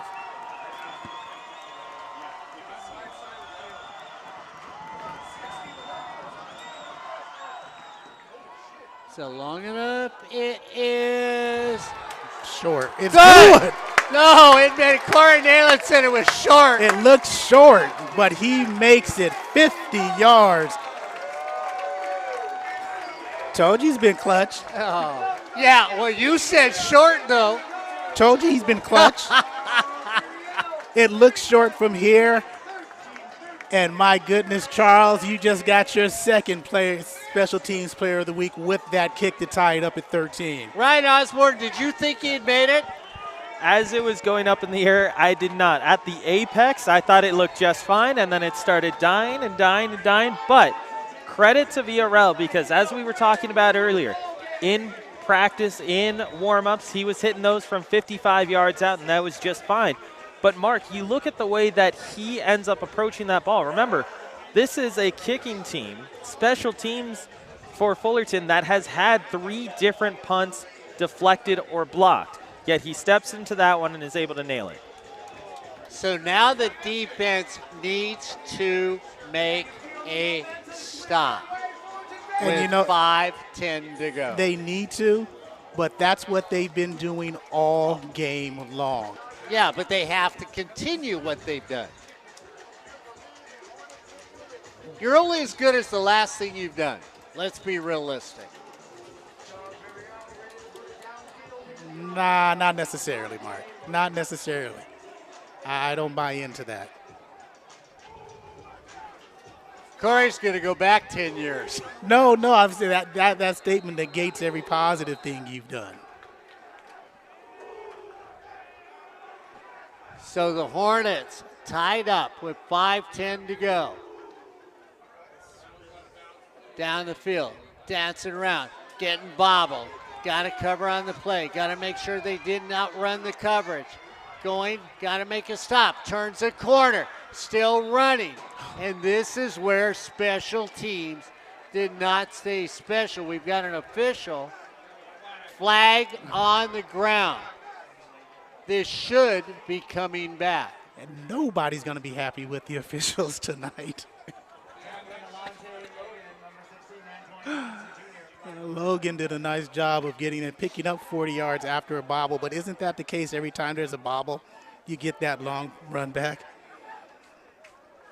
And I was looking for the hold as well. I'm going to have to watch the replay because I'm not quite sure I saw that one either, pushing the back. To your point, Corey, you go back to that long run by Vakapuna. It was a bobble that goes off of Schmidt, goes right to Vakapuna, ends up for a plus 18.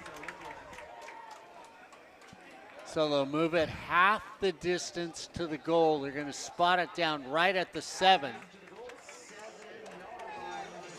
First out of 10. 5 minutes to go. Tied at 13. You know what, guys? It's a Thursday night. We might as well stay here for an extra hour.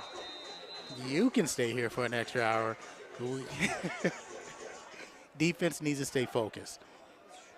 Smith on the near side up front, Harvey on the far side ends.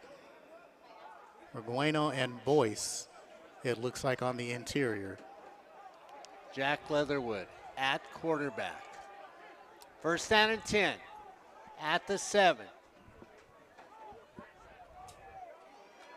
Straight dive play up the middle. Defense needs to make a stop. Nice gain of 6 on a straight dive by San Diego. And again, you don't need to be forcing or trying to force a fumble or going for the interceptions. You need to play solid defense. Malcolm, Charpentier, and Naborn, they're the backers.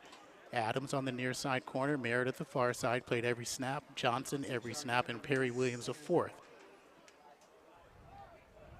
Second down and 4 for San Diego. Davis, deep setback. Fullerton comes up. Looks like they're going to. Leatherwood rolls out. Tries to throw it in the flat. And Corey, we've talked about the big tight end for San Diego. Chance Bell didn't even have that close to him. It was there. You would have, you know what? Normally you would have said hit his hands, catch the ball. Little bit, let him just a little bit hit his fingertips.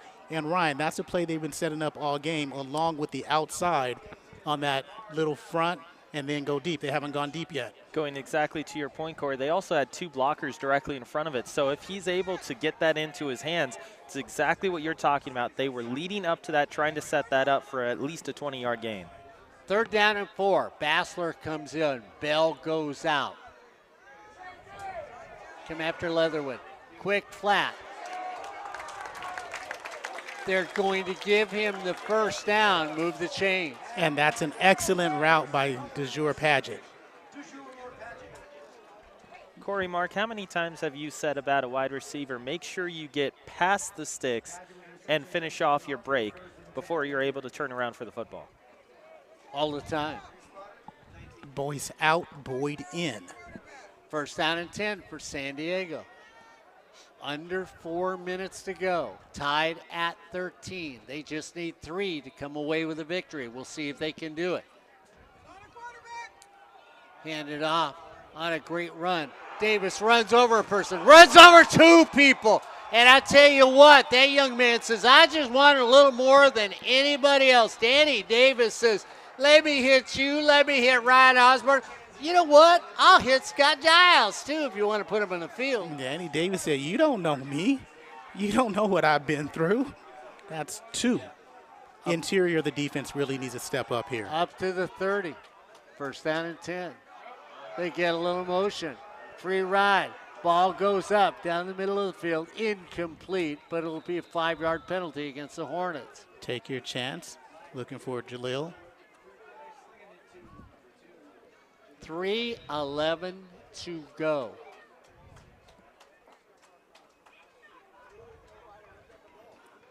So again, San Diego Mesa, no panic in their game. No worry in what they're trying to do. 3:11 to play. They know they have a good field goal kicker, the same as Fullerton. They know they can score. They're trying to set something up deep. Mark and Ryan, you're talking about that defensive front looking to set up something. Right now, they need something to go. The offensive line for the Olympians, they need to hold stout. 1st and 10 at the 35. 3:11 left in the game. Tied at 13. San Diego looking for an answer. They're coming. Right up the middle again. This time defense stops. Whistle should be blown. Ethan If came you on a look at the blitz. 2 lines, guys, Corey, the far linesman got him at the 35. This linesman's got him at the 36 above it. It's like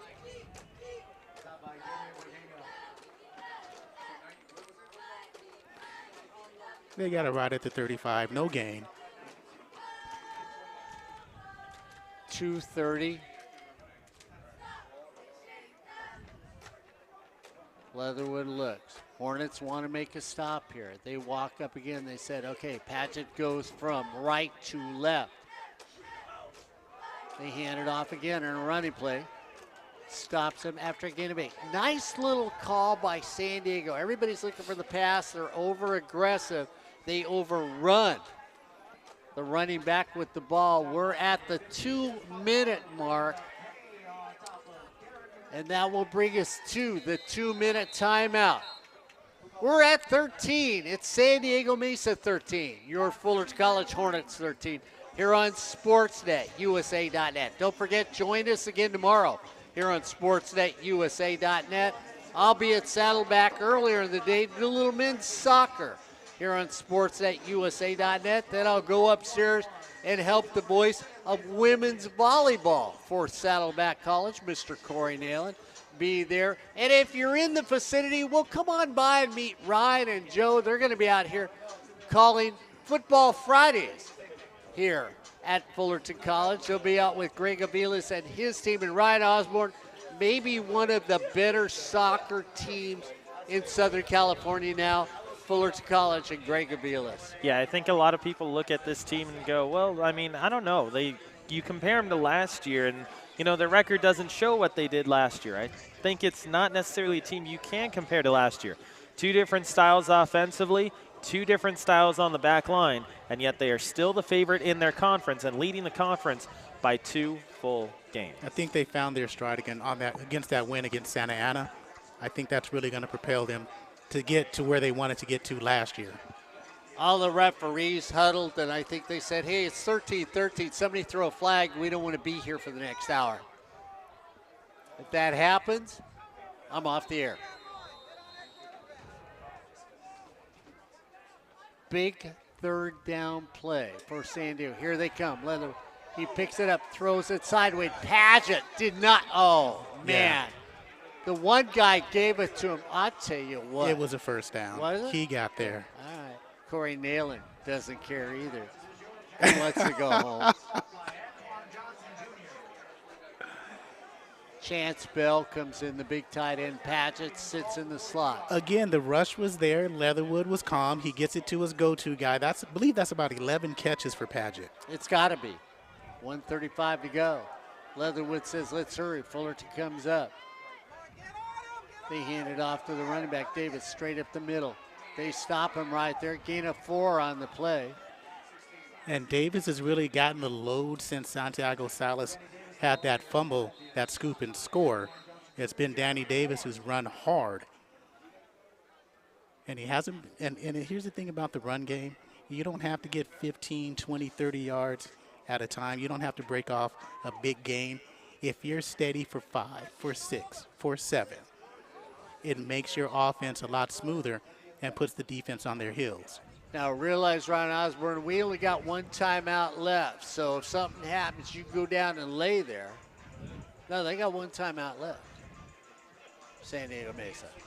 Yeah, Fullerton with 3, San Diego Mesa. Oh yeah, one. you said So you said we got 1 timeout left. No, I said they got 1 timeout left. Huh. I believe Mark was referring to the broadcasters have 1 timeout left. And where we play that timeout is when Mark starts to talk about how he makes a peanut butter jelly. You know what? Here's the thing. You look at, Ryan, the NCAA looked at Oregon and said, hey, the stuff that you pulled was, and you watch a San Diego player get up and you go, there's only 1 timeout left. Don't start that.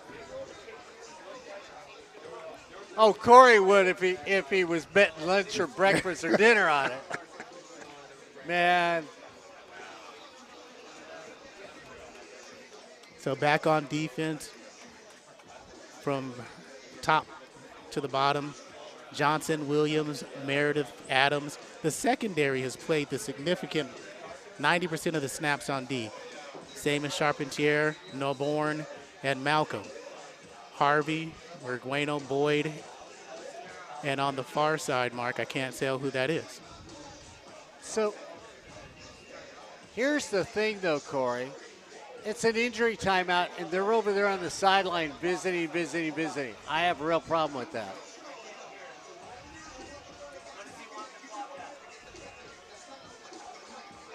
Waiting to see if they're going to do a runoff.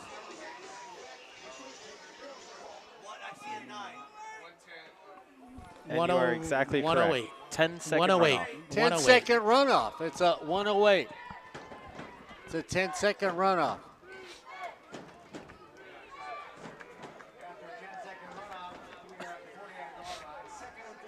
Because that's what it was, Corey. You're doing it with 1 timeout left. 2nd down and 4. Go over here.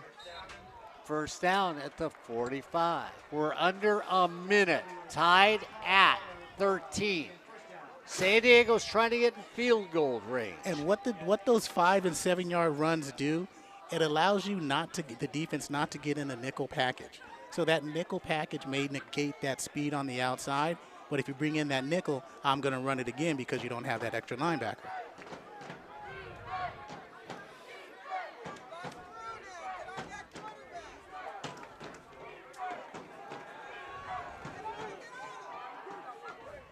San Diego throws it away. 54 seconds, be 2nd down and 10. Smartly throws it away. Naborn had an undercut. Paget was there. Leatherwood at 6'8" allows him to see clearly and toss it. 13-13. Winner still has an outside opportunity to win the conference. Loser knows that they won't be able to come away with a victory in this conference. Leatherwood goes back, pressure up the middle. Throw a little screen to Davis. Davis gets a block, turns the corner, stay in bounds. Finally ridden out of bounds.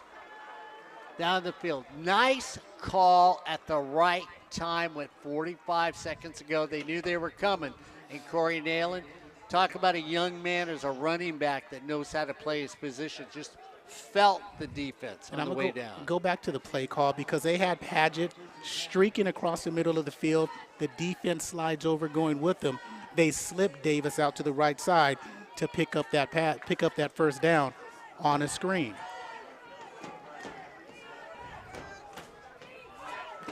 .45 seconds.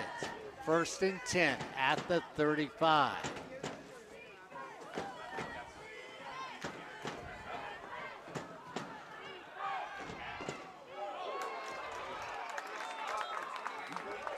Perry Williams, the 4th.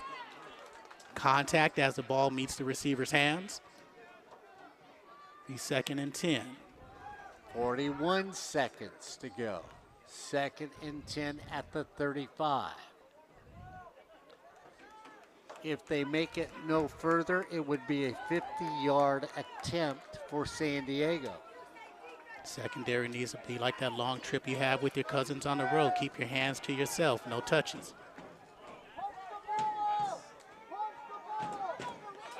Here they come.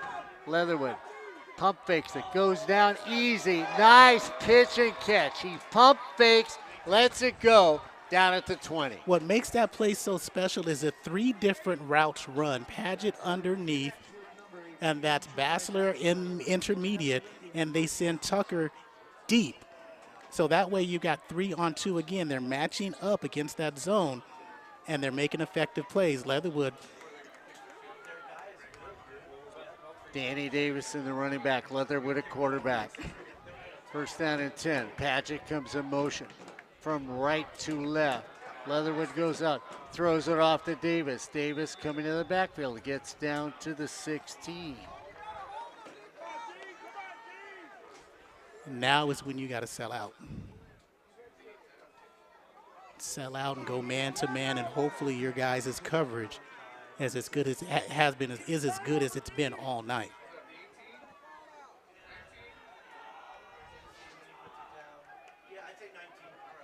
And what they're doing also is they're taking what the defense is giving them.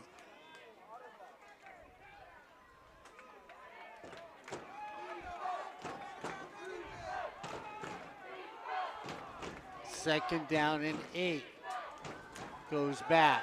Comes the pressure. Back of the thing. Touchdown, San Diego. And that is an excellent throw. Connor Lawler beats Fred Adams on the outside of deep post. And that's just pretty. That's well executed. San Diego Mesa says, y'all don't know nothing about us.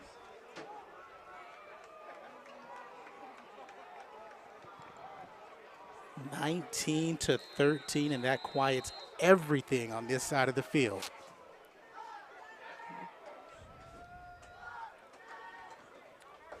Ball is spotted, kick is up. And the kick is good. I think the field goal kicker is saying, I could have kicked that 50 if you needed a coach. Yeah. 20-13 with 23.4 seconds remaining. The defense held out as long as they could, but again, just the play calling and the execution of the plays. Ryan, you realize all that drive was a off tackle, square out, off tackle, square out. That's all it was until we need a score and there is a post pattern. Going right back to what you're talking about, Corey, I mean, how many times in the second and third quarters did you say, hey, San Diego Mesa is able to set up either those square outs or screens to the outside to their running backs or even a tight end, and just get blockers outside. They don't really have to go all too far in front to be able to pick up 10 to 15 yards just because of the way that their scheme was working towards the outside. And they waited until Fullerton sold out because they knew they were coming. Fullerton's defense was tired. They needed to make a play, and they countered.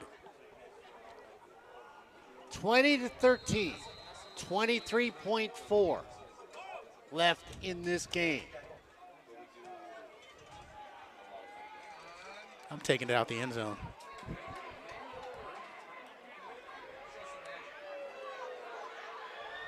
Cuts back to the far side. Finally across the 35. 15 seconds to go for your Hornets with 3 timeouts to play. There's not much you can do in this situation except for hope.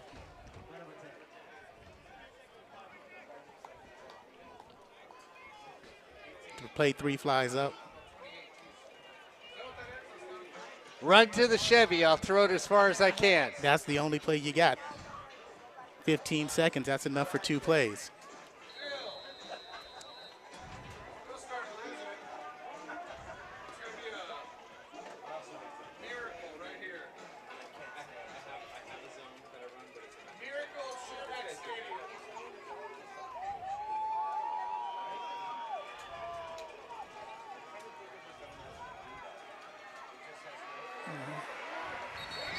And that's the ball game.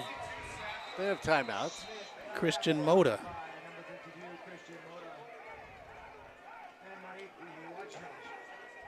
So the last time San Diego Mesa beat Fullerton was in 2021. They won 31-16. Fullerton won last year's meeting. This year looks like it's going San Diego Mesa with 10.4 seconds. It's San Diego Mesa unless the impossible happens. To dream. So 20-13, and another game where Fullerton's offense has been non-existent. It'll be interesting when we look at the final stats, how many total yards Fullerton had. They had 60 in the first half. They didn't get that much more in the second half. 2 field goals and a defensive touchdown has been the scoring for Fullerton. For San Diego Mesa, 2 touchdowns, 2 field goals. Yeah.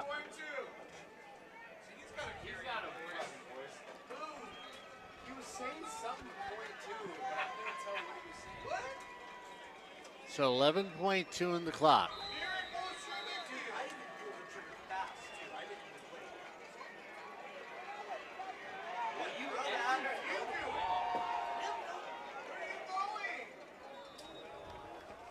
Looks like I got the donuts, Mark. All right.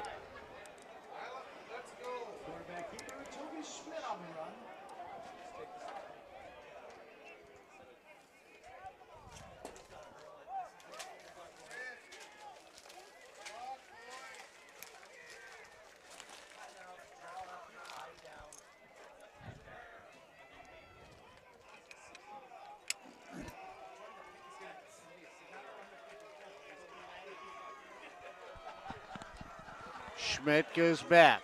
Last play of the game. Throws it short. Throws it off. Taken down. Kevian Bells goes down at the 40, and that's going to be the game.